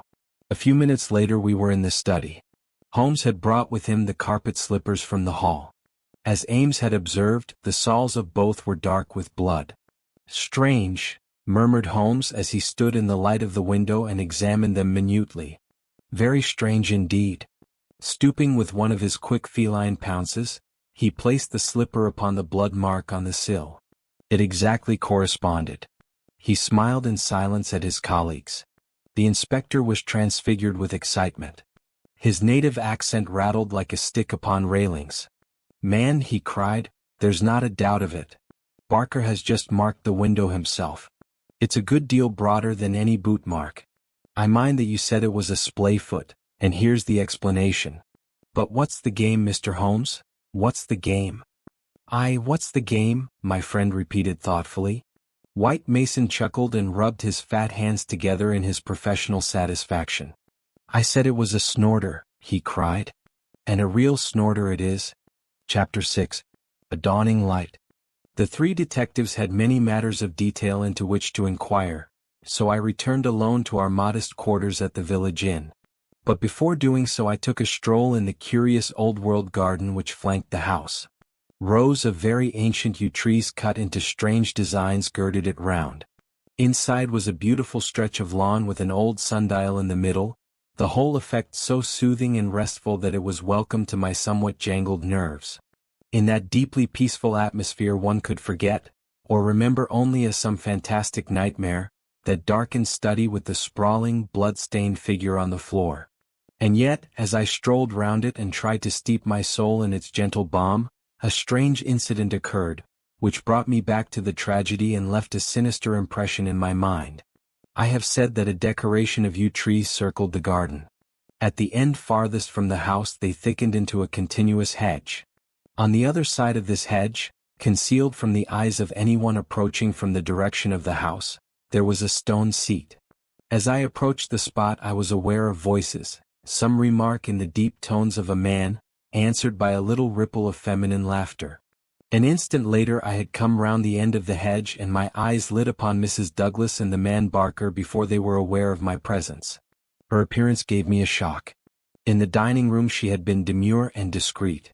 Now all pretense of grief had passed away from her. Her eyes shone with the joy of living, and her face still quivered with amusement at some remark of her companion. He sat forward, his hands clasped and his forearms on his knees, with an answering smile upon his bold, handsome face. In an instant, but it was just one instant too late, they resumed their solemn masks as my figure came into view.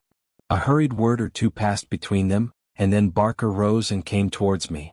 "Excuse me, sir," said he, "but am I addressing Dr. Watson?"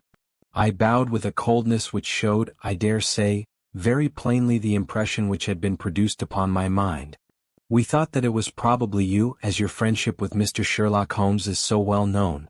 Would you mind coming over and speaking to Mrs. Douglas for one instant?" I followed him with a dour face. Very clearly I could see in my mind's eye that shattered figure on the floor. Here within a few hours of the tragedy were his wife and his nearest friend laughing together behind a bush in the garden which had been his. I greeted the lady with reserve. I had grieved with her grief in the dining room. Now I met her appealing gaze with an unresponsive eye. "I fear that you think me callous and hard-hearted," said she. I shrugged my shoulders. "It is no business of mine," said I. "Perhaps some day you will do me justice. If you only realized—" "There is no need why Dr. Watson should realize," said Barker quickly. "As he has himself said, it is no possible business of his." "Exactly," said I, "and so I will beg leave to resume my walk." "One moment, Dr. Watson," cried the woman in a pleading voice. "There is one question which you can answer with more authority than anyone else in the world, and it may make a very great difference to me. You know Mr. Holmes and his relations with the police better than anyone else can. Supposing that a matter were brought confidentially to his knowledge, is it absolutely necessary that he should pass it on to the detectives?" "Yes, that's it," said Barker eagerly. "Is he on his own or is he entirely in with them? I really don't know that I should be justified in discussing such a point. I implore that you will, Dr. Watson. I assure you that you will be helping us, helping me greatly if you will guide us on that point." There was such a ring of sincerity in the woman's voice that for the instant I forgot all about her levity and was moved only to do her will. "Mr. Holmes is an independent investigator," I said. "He is his own master and would act as his own judgment directed. At the same time he would naturally feel loyalty towards the officials who were working on the same case, and he would not conceal from them anything which would help them in bringing a criminal to justice. Beyond this I can say nothing, and I would refer you to Mr. Holmes himself if you wanted fuller information." So saying I raised my hat and went upon my way, leaving them still seated behind that concealing hedge. I looked back as I rounded the far end of it, and saw that they were still talking very earnestly together, and as they were gazing after me, it was clear that it was our interview that was the subject of their debate. "I wish none of their confidences," said Holmes, when I reported to him what had occurred. He had spent the whole afternoon at the manor house in consultation with his 2 colleagues, and returned about 5 with a ravenous appetite for a high tea which I had ordered for him. "No confidences, Watson, for they are mighty awkward if it comes to an arrest for conspiracy and murder." "You think it will come to that?" He was in his most cheerful and debonair humor. "My dear Watson, when I have exterminated that 4th egg I shall be ready to put you in touch with the whole situation. I don't say that we have fathomed it, far from it, but when we have traced the missing dumbbell—" "The dumbbell? Dear me, Watson, is it possible that you have not penetrated the fact that the case hangs upon the missing dumbbell? Well, well, you need not be downcast, for between ourselves I don't think that either Inspector Mack or the excellent local practitioner has grasped the overwhelming importance of this incident. 1 dumbbell, Watson. Consider an athlete with 1 dumbbell. Picture to yourself the unilateral development, the imminent danger of a spinal curvature. Shocking, Watson, shocking." He sat with his mouth full of toast and his eyes sparkling with mischief, watching my intellectual entanglement. The mere sight of his excellent appetite was an assurance of success, for I had very clear recollections of days and nights without a thought of food, when his baffled mind had chafed before some problem while his thin, eager features became more attenuated with the asceticism of complete mental concentration. Finally he lit his pipe, and sitting in the inglenook of the old village and he talked slowly and at random about his case, rather as one who thinks aloud than as one who makes a considered statement.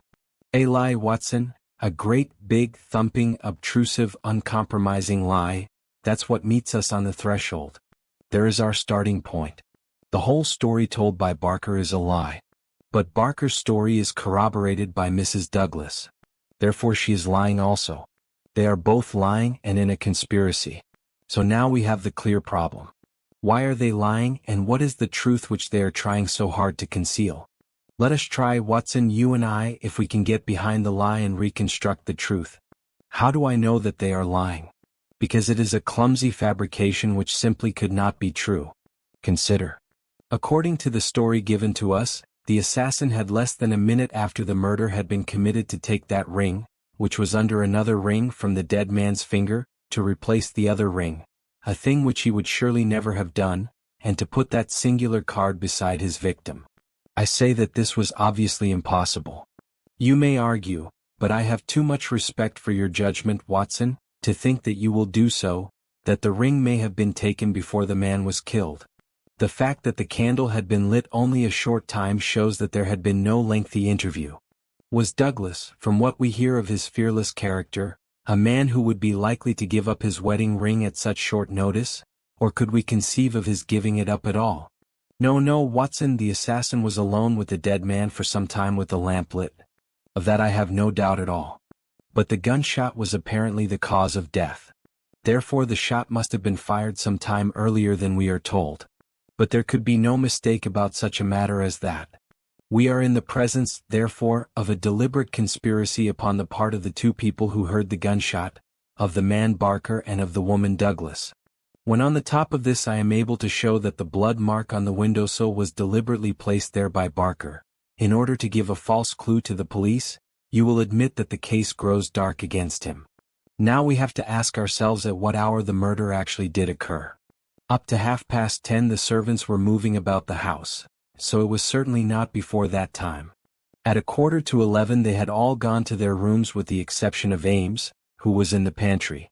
I have been trying some experiments after you left us this afternoon, and I find that no noise which MacDonald can make in the study can penetrate to me in the pantry when the doors are all shut. It is otherwise, however, from the housekeeper's room. It is not so far down the corridor, and from it I could vaguely hear a voice when it was very loudly raised. The sound from a shotgun is to some extent muffled when the discharge is at very close range, as it undoubtedly was in this instance. It would not be very loud, and yet in the silence of the night it should have easily penetrated to Mrs. Allen's room. She is, as she has told us, somewhat deaf, but nonetheless she mentioned in her evidence that she did hear something like a door slamming half an hour before the alarm was given. Half an hour before the alarm was given would be 11:15. I have no doubt that what she heard was the report of the gun, and that this was the real instant of the murder.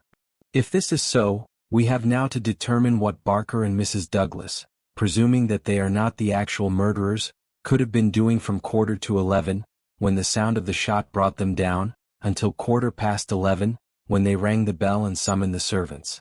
What were they doing, and why did they not instantly give the alarm?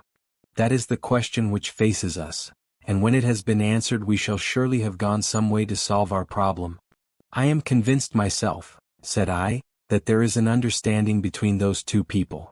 She must be a heartless creature to sit laughing at some jest within a few hours of her husband's murder. Exactly. She does not shine as a wife even in her own account of what occurred. I am not a whole-souled admirer of womankind, as you are aware, Watson, but my experience of life has taught me that there are few wives, having any regard for their husbands, who would let any man's spoken word stand between them and that husband's dead body.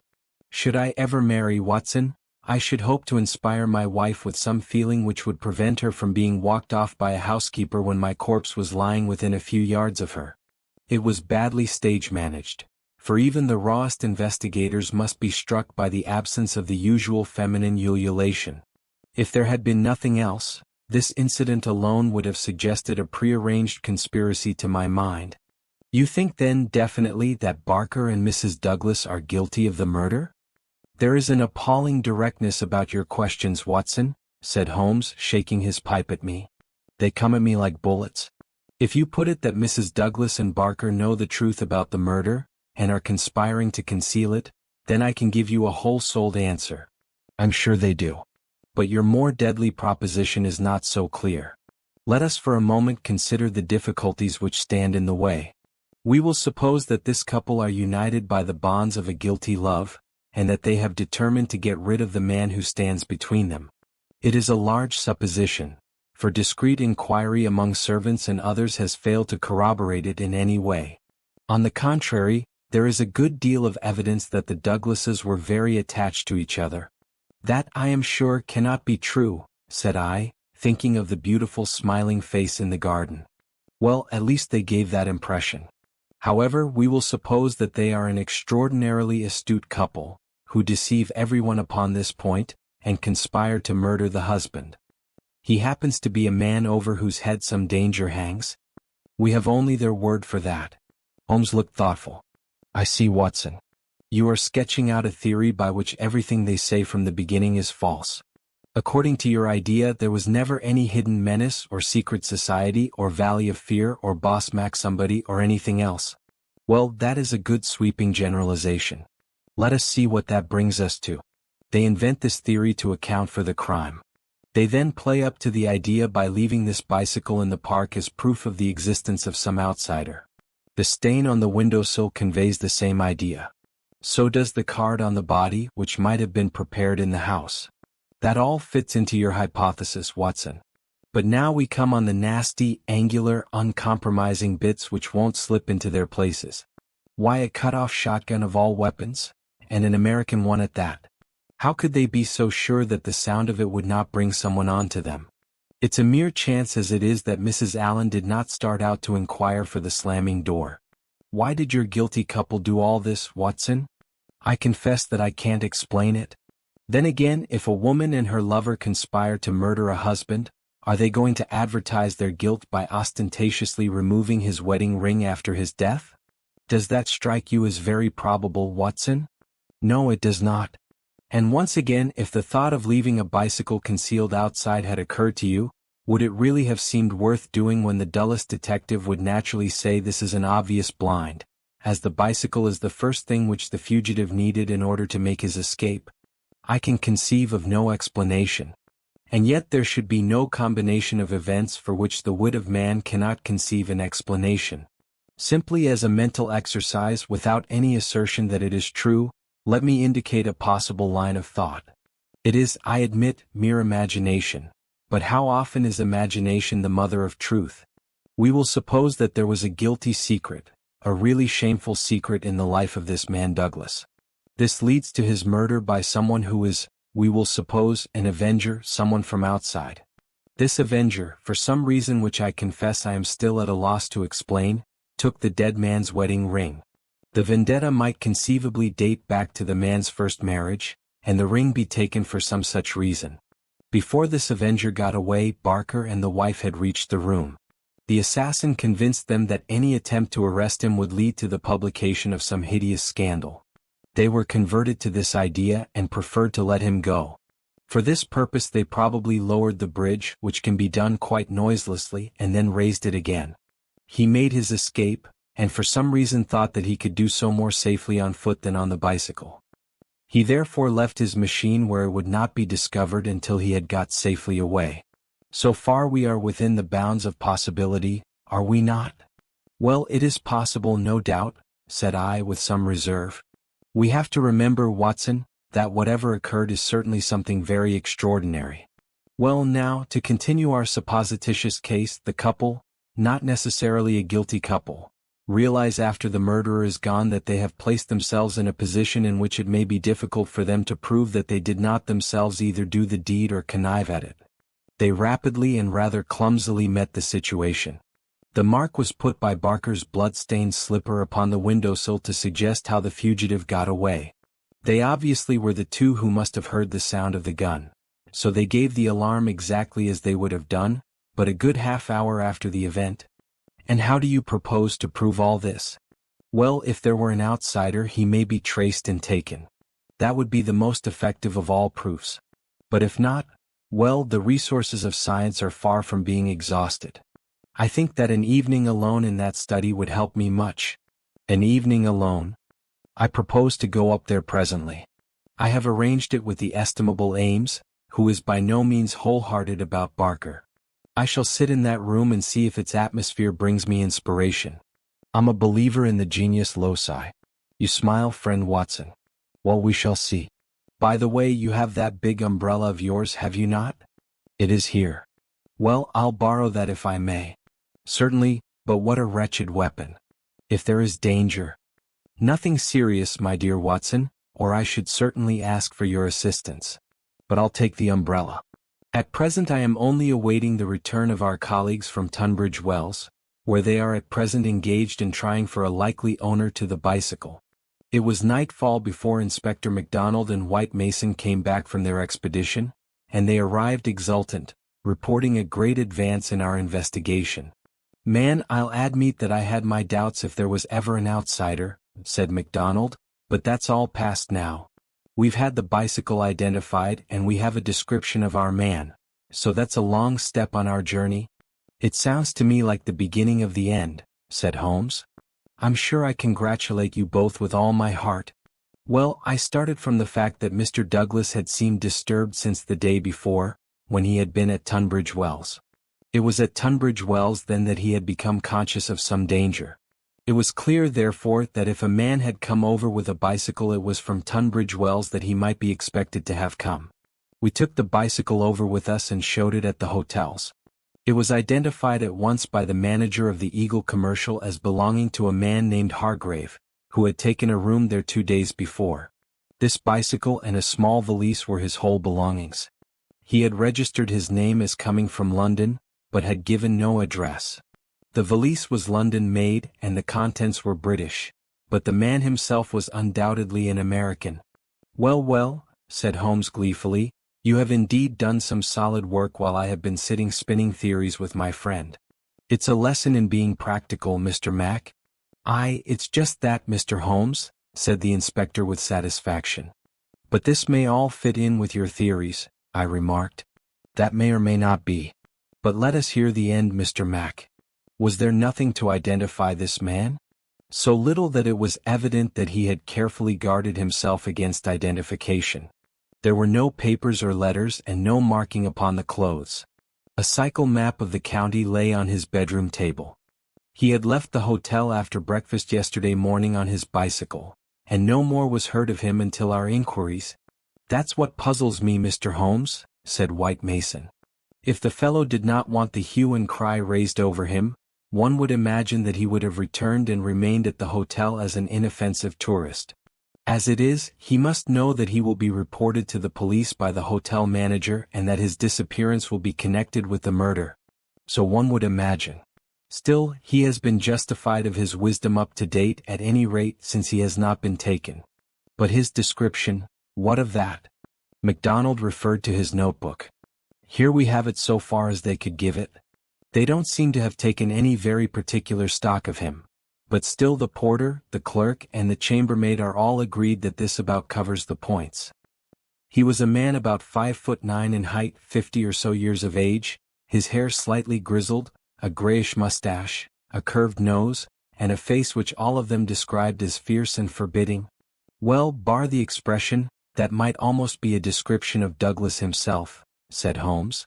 He is just over 50 with grizzled hair and mustache and about the same height. Did you get anything else? He was dressed in a heavy gray suit with a reefer jacket, and he wore a short yellow overcoat and a soft cap. What about the shotgun? It is less than 2 feet long. It could very well have fitted into his valise. He could have carried it inside his overcoat without difficulty.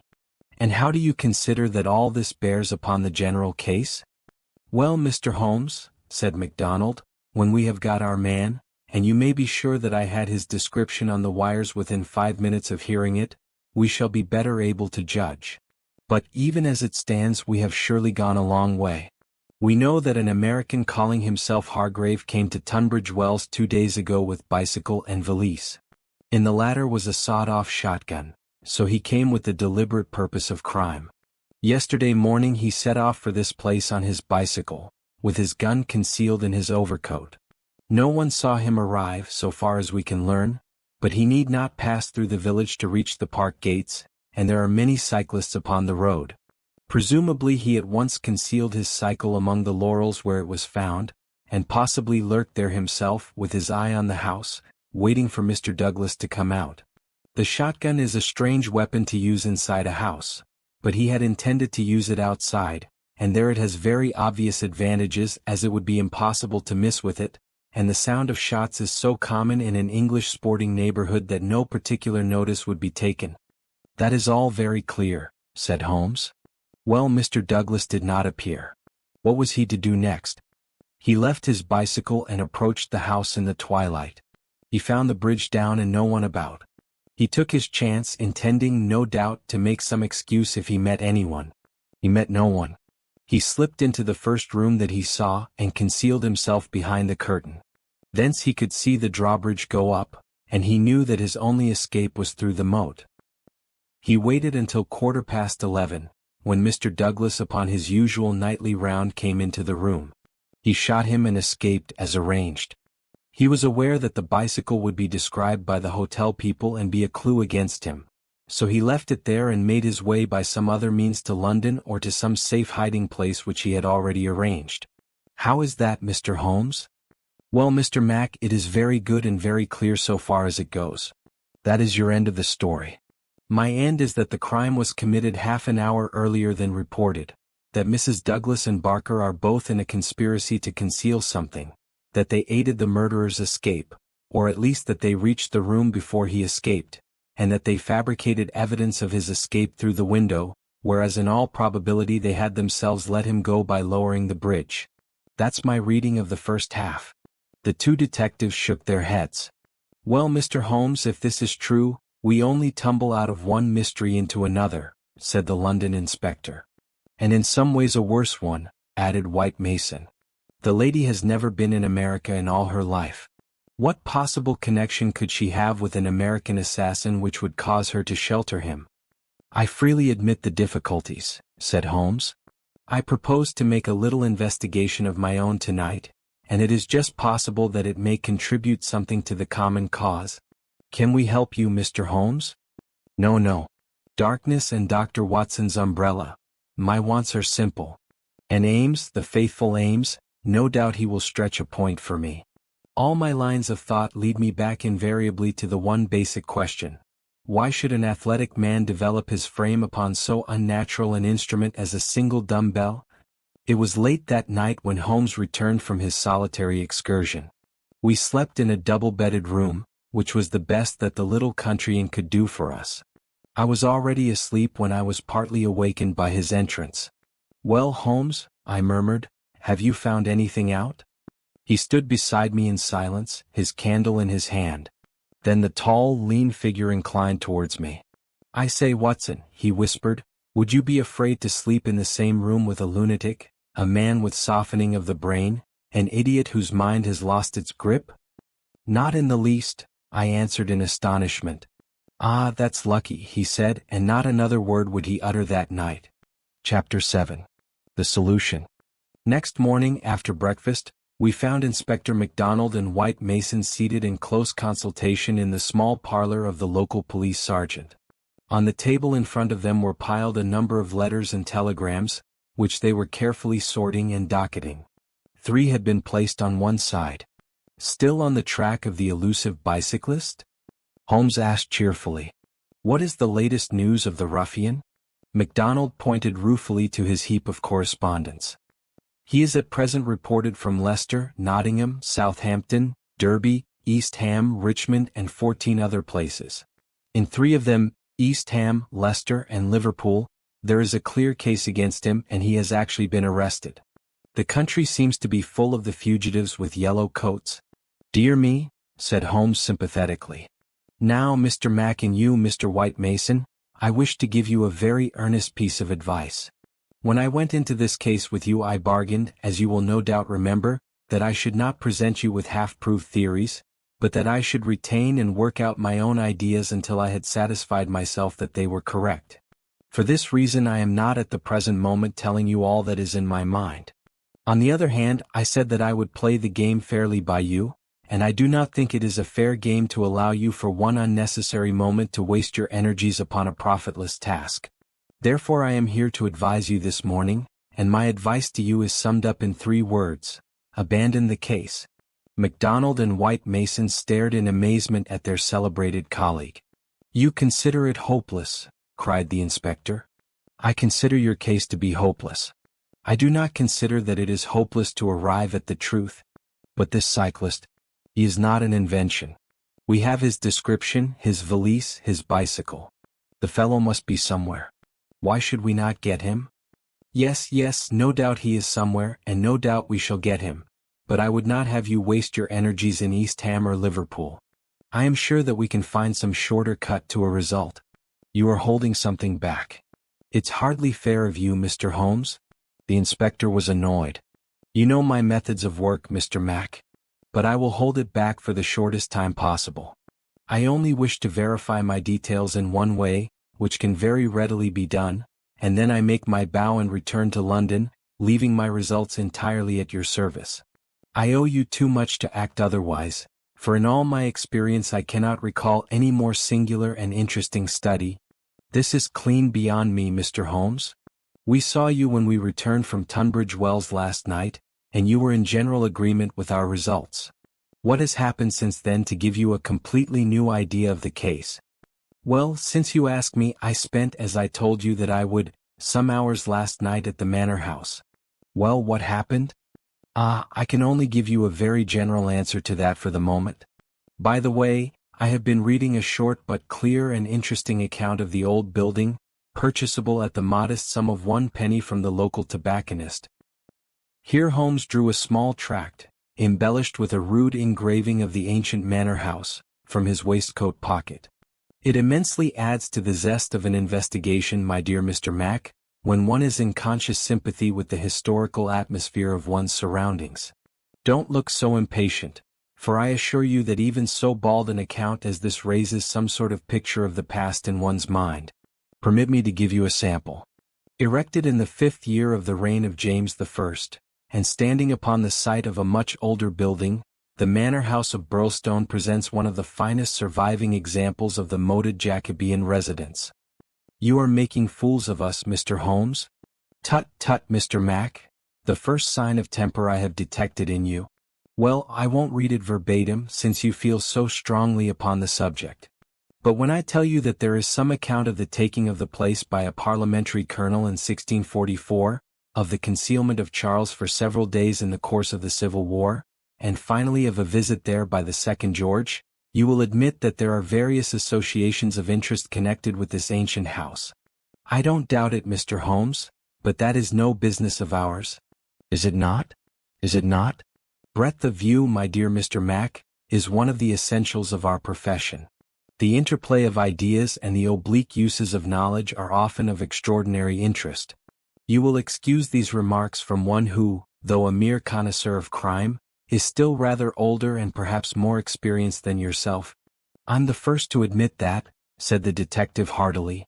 You get to your point, I admit, but you have such a deuced round-the-corner way of doing it. Well, I'll drop past history and get down to present-day facts. I called last night, as I have already said, at the Manor House. I did not see either Barker or Mrs. Douglas. I saw no necessity to disturb them, but I was pleased to hear that the lady was not visibly pining and that she had partaken of an excellent dinner. My visit was specially made to the good Mr. Ames, with whom I exchanged some amiabilities, which culminated in his allowing me, without reference to anyone else, to sit alone for a time in the study. What? With that? I ejaculated. No, everything is now in order. You gave permission for that, Mr. Mac, as I am informed. The room was in its normal state, and in it I passed an instructive quarter of an hour. What were you doing? Well, not to make a mystery of so simple a matter, I was looking for the missing dumbbell. It has always bulked rather large in my estimate of the case. I ended by finding it. Where? Ah, there we come to the edge of the unexplored. Let me go a little further, a very little further, and I will promise that you shall share everything that I know. Well, we're bound to take you on your own terms, said the inspector, but when it comes to telling us to abandon the case, why in the name of goodness should we abandon the case? For the simple reason, my dear Mr. Mac, that you have not got the first idea what it is that you are investigating. We are investigating the murder of Mr. John Douglas of Birlstone Manor. Yes, so you are. But don't trouble to trace the mysterious gentleman upon the bicycle. I assure you that it won't help you. Then what do you suggest that we do? I will tell you exactly what to do if you will do it. Well, I'm bound to say I've always found you had reason behind all your queer ways. I'll do what you advise. And you, Mr. White Mason? The country detective looked helplessly from one to the other. Holmes and his methods were new to him. Well, if it is good enough for the inspector, it is good enough for me, he said at last. Capital, said Holmes. Well then, I should recommend a nice, cheery country walk for both of you. They tell me that the views from Birlstone Ridge over the Weald are very remarkable. No doubt lunch could be got at some suitable hostelry, though my ignorance of the country prevents me from recommending one. In the evening, tired but happy. Man, this is getting past a joke, cried MacDonald, rising angrily from his chair. Well, spend the day as you like, said Holmes, patting him cheerfully upon the shoulder. Do what you like and go where you will, but meet me here before dusk without fail, Mr. Mac. That sounds more like sanity. All of it was excellent advice, but I don't insist so long as you are here when I need you. But now, before we part, I want you to write a note to Mr. Barker. Well? I'll dictate it if you like. Ready? Dear Sir Dot, it has struck me that it is our duty to drain the moat, in the hope that we may find some. It's impossible, said the inspector. I've made inquiry. Tut. My dear sir, please do what I ask you. Well, go on. In the hope that we may find something which may bear upon our investigation. I have made arrangements, and the workmen will be at work early tomorrow morning diverting the stream. Impossible? Diverting the stream, so I thought it best to explain matters beforehand. Now sign that and send it by hand about 4 o'clock. At that hour we shall meet again in this room. Until then we may each do what we like, for I can assure you that this inquiry has come to a definite pause. Evening was drawing in when we reassembled. Holmes was very serious in his manner, myself curious, and the detectives obviously critical and annoyed. Well, gentlemen, said my friend gravely, I am asking you now to put everything to the test with me, and you will judge for yourselves whether the observations I have made justify the conclusions to which I have come. It is a chill evening, and I do not know how long our expedition may last, so I beg that you will wear your warmest coats. It is of the first importance that we should be in our places before it grows dark, so with your permission we shall get started at once. We passed along the outer bounds of the Manor House Park until we came to a place where there was a gap in the rails which fenced it. Through this we slipped, and then in the gathering gloom we followed Holmes until we had reached a shrubbery which lies nearly opposite to the main door and the drawbridge. The latter had not been raised. Holmes crouched down behind the screen of laurels, and we all three followed his example. "Well, what are we to do now?" asked MacDonald with some gruffness. "Possess our souls in patience and make as little noise as possible," Holmes answered. "What are we here for at all? I really think that you might treat us with more frankness." Holmes laughed. "Watson insists that I am the dramatist in real life," said he. "Some touch of the artist wells up within me, and calls insistently for a well-staged performance. Surely our profession, Mr. Mac, would be a drab and sordid one if we did not sometimes set the scene so as to glorify our results. The blunt accusation, the brutal tap upon the shoulder, what can one make of such a denouement? But the quick inference, the subtle trap, the clever forecast of coming events, the triumphant vindication of bold theories, are these not the pride and the justification of our life's work? At the present moment you thrill with the glamour of the situation and the anticipation of the hunt. Where would be that thrill if I had been as definite as a timetable? I only ask a little patience, Mr. Mac, and all will be clear to you. Well, I hope the pride and justification and the rest of it will come before we all get our death of cold," said the London detective with comic resignation. We all had good reason to join in the aspiration, for our vigil was a long and bitter one. Slowly the shadows darkened over the long somber face of the old house. A cold, damp reek from the moat chilled us to the bones and set our teeth chattering. There was a single lamp over the gateway and a steady globe of light in the fatal study. Everything else was dark and still. "How long is this to last?" asked the inspector finally. "And what is it we are watching for?" "I have no more notion than you how long it is to last," Holmes answered with some asperity. "If criminals would always schedule their movements like railway trains, it would certainly be more convenient for all of us. As to what it is well, that's what we are watching for." As he spoke, the bright yellow light in the study was obscured by somebody passing to and fro before it. The laurels among which we lay were immediately opposite the window and not more than 100 feet from it. Presently it was thrown open with a whining of hinges, and we could dimly see the dark outline of a man's head and shoulders looking out into the gloom. For some minutes he peered forth in furtive, stealthy fashion, as one who wishes to be assured that he is unobserved. Then he leaned forward, and in the intense silence we were aware of the soft lapping of agitated water. He seemed to be stirring up the moat with something which he held in his hand. Then suddenly he hauled something in as a fisherman lands a fish, some large round object which obscured the light as it was dragged through the open casement. "Now," cried Holmes. "Now?" We were all upon our feet, staggering after him with our stiffened limbs, while he ran swiftly across the bridge and rang violently at the bell. There was the rasping of bolts from the other side, and the amazed Ames stood in the entrance. Holmes brushed him aside without a word and, followed by all of us, rushed into the room which had been occupied by the man whom we had been watching. The oil lamp on the table represented the glow which we had seen from outside. It was now in the hand of Cecil Barker, who held it towards us as we entered. Its light shone upon his strong, resolute, clean-shaved face and his menacing eyes. "What the devil is the meaning of all this?" he cried. "What are you after, anyhow?" Holmes took a swift glance round, and then pounced upon a sodden bundle tied together with cord which lay where it had been thrust under the writing table. "This is what we are after, Mr. Barker, this bundle weighted with a dumbbell, which you have just raised from the bottom of the moat." Barker stared at Holmes with amazement in his face. "How in thunder came you to know anything about it?" he asked. "Simply that I put it there." "You put it there? You?" "Perhaps I should have said replaced it there," said Holmes. "You will remember, Inspector MacDonald, that I was somewhat struck by the absence of a dumbbell. I drew your attention to it, but with the pressure of other events you had hardly the time to give it the consideration which would have enabled you to draw deductions from it. When water is near and a weight is missing, it is not a very far-fetched supposition that something has been sunk in the water. The idea was at least worth testing. So with the help of Ames, who admitted me to the room, and the crook of Dr. Watson's umbrella, I was able last night to fish up and inspect this bundle. It was of the first importance, however, that we should be able to prove who placed it there.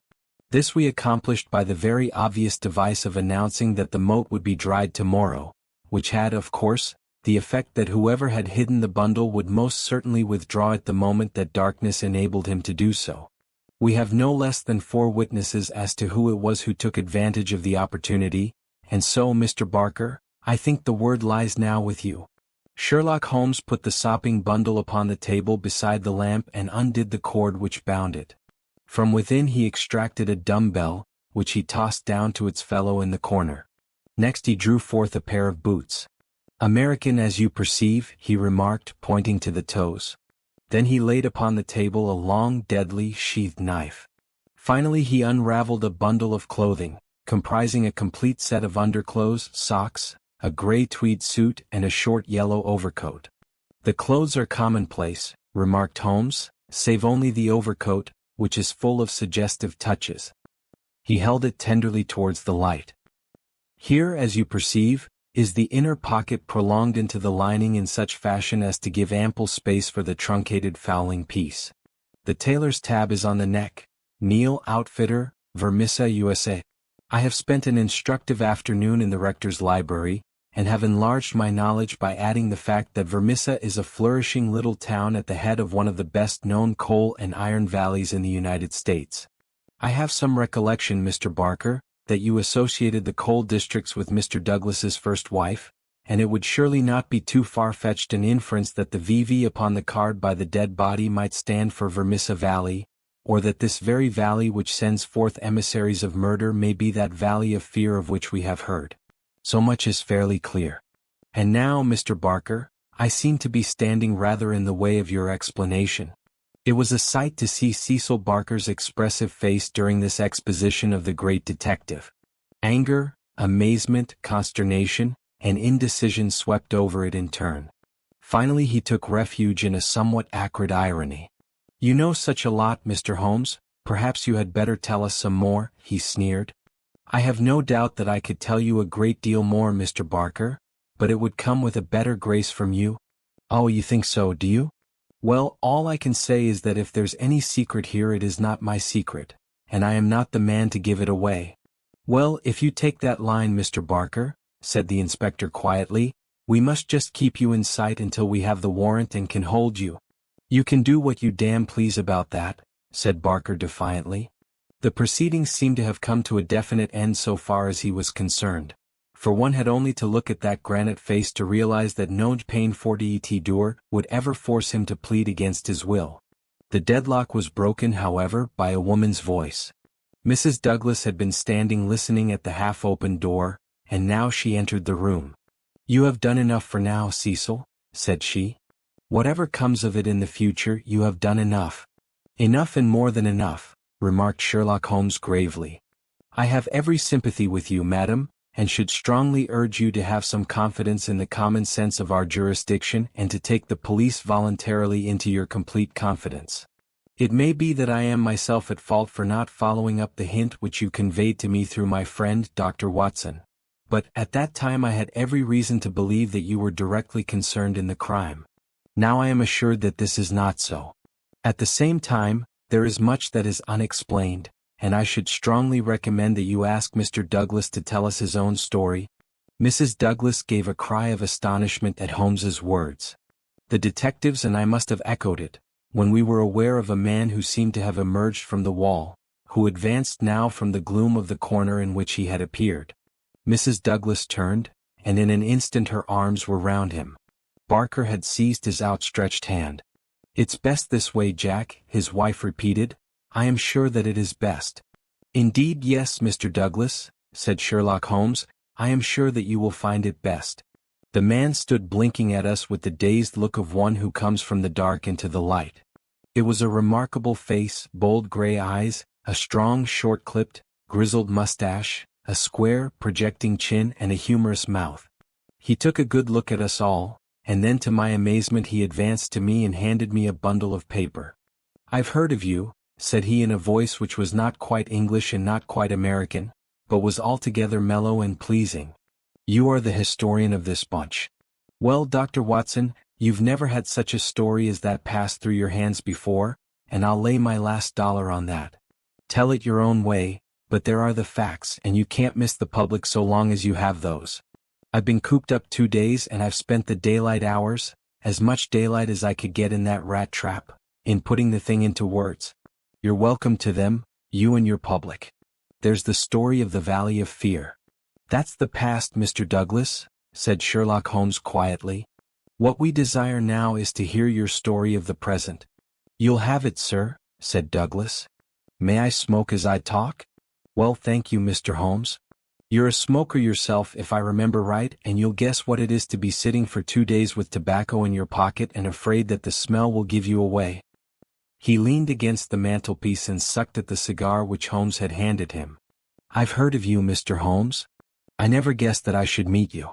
But before you are through with that," he nodded at my papers, "you will say I've brought you something fresh." Inspector MacDonald had been staring at the newcomer with the greatest amazement. "Well, this fairly beats me," he cried at last. "If you are Mr. John Douglas of Birlstone Manor, then whose death have we been investigating for these 2 days, and where in the world have you sprung from now? You seem to me to come out of the floor like a jack in a box." "Ah, Mr. Mac," said Holmes, shaking a reproving forefinger, "you would not read that excellent local compilation which described the concealment of King Charles. People did not hide in those days without excellent hiding places, and the hiding place that has once been used may be again. I had persuaded myself that we should find Mr. Douglas under this roof." "And how long have you been playing this trick upon us, Mr. Holmes?" said the inspector angrily. "How long have you allowed us to waste ourselves upon a search that you knew to be an absurd one?" "Not 1 instant, my dear Mr. Mac. Only last night did I form my views of the case. As they could not be put to the proof until this evening, I invited you and your colleague to take a holiday for the day. Pray, what more could I do?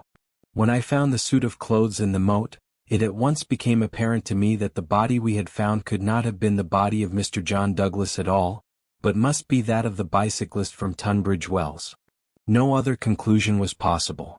Therefore I had to determine where Mr. John Douglas himself could be, and the balance of probability was that with the connivance of his wife and his friend he was concealed in a house which had such conveniences for a fugitive, and awaiting quieter times when he could make his final escape." "Well, you figured it out about right," said Douglas approvingly. "I thought I'd dodge your British law, for I was not sure how I stood under it, and also I saw my chance to throw these hounds once for all off my track. Mind you, from first to last I have done nothing to be ashamed of, and nothing that I would not do again, but you'll judge that for yourselves when I tell you my story. Never mind warning me, Inspector. I'm ready to stand pat upon the truth. I'm not going to begin at the beginning. That's all there." He indicated my bundle of papers, "and a mighty queer yarn you'll find it. It all comes down to this, that there are some men that have good cause to hate me and would give their last dollar to know that they had got me. So long as I am alive and they are alive, there is no safety in this world for me. They hunted me from Chicago to California, then they chased me out of America. But when I married and settled down in this quiet spot I thought my last years were going to be peaceable. I never explained to my wife how things were. Why should I pull her into it? She would never have a quiet moment again, but would always be imagining trouble.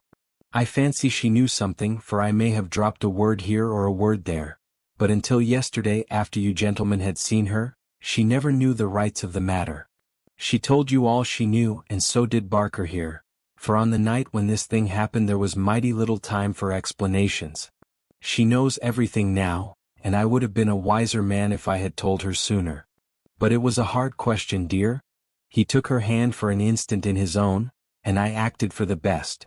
"Well, gentlemen, the day before these happenings I was over in Tunbridge Wells, and I got a glimpse of a man in the street. It was only a glimpse, but I have a quick eye for these things and I never doubted who it was.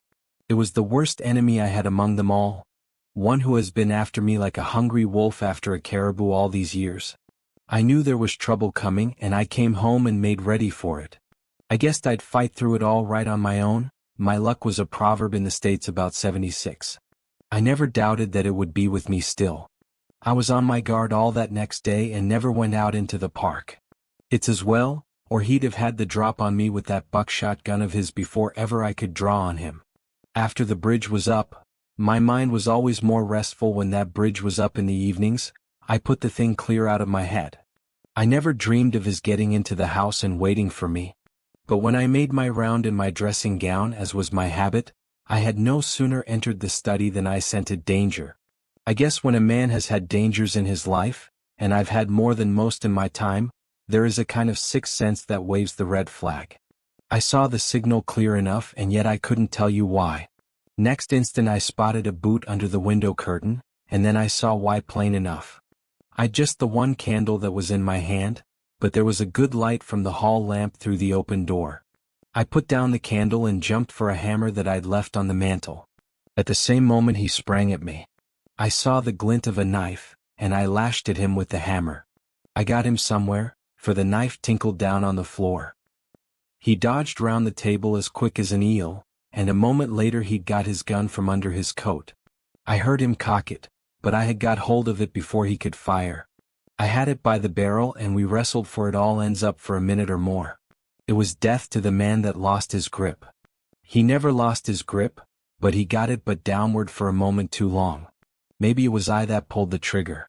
Maybe we just jolted it off between us.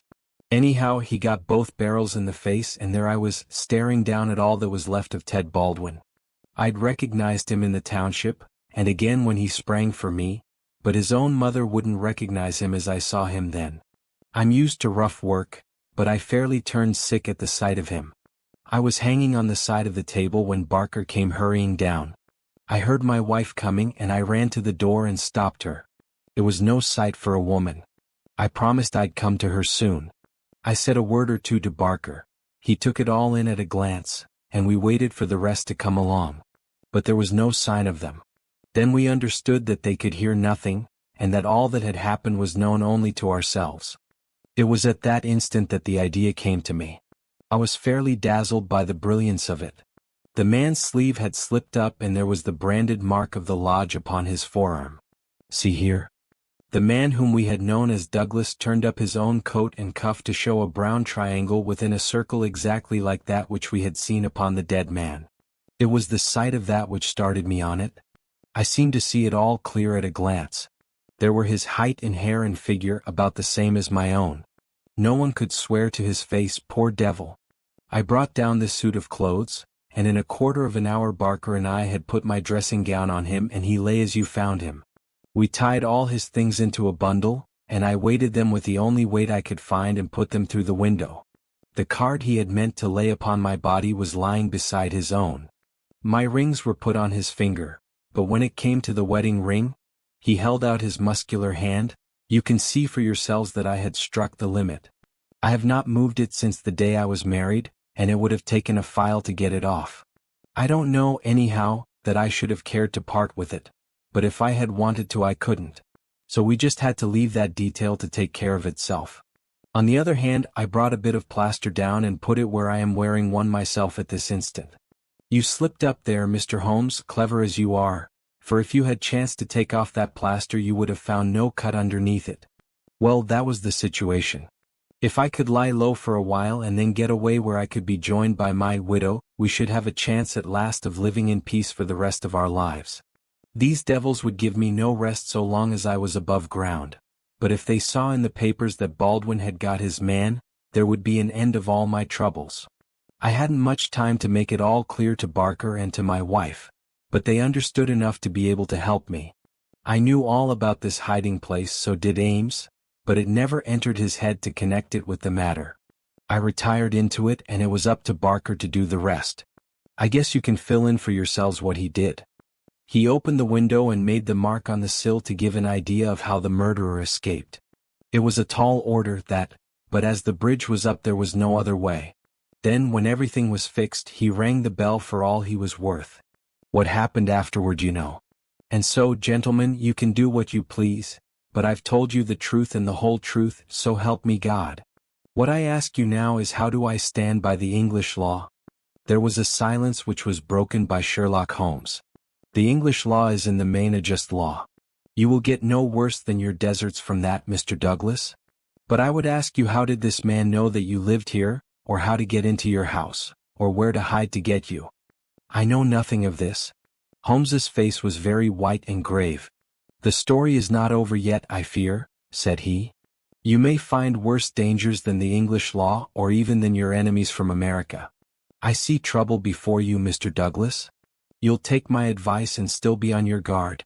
And now, my long-suffering readers, I will ask you to come away with me for a time, far from the Sussex manor house of Birlstone, and far also from the year of grace in which we made our eventful journey, which ended with the strange story of the man who had been known as John Douglas. I wish you to journey back some 20 years in time, and westward some thousands of miles in space, that I may lay before you a singular and terrible narrative, so singular and so terrible that you may find it hard to believe that even as I tell it, even so did it occur. Do not think that I intrude one story before another is finished. As you read on, you will find that this is not so. And when I have detailed those distant events and you have solved this mystery of the past, we shall meet once more in those rooms on Baker Street, where this, like so many other wonderful happenings, will find its end.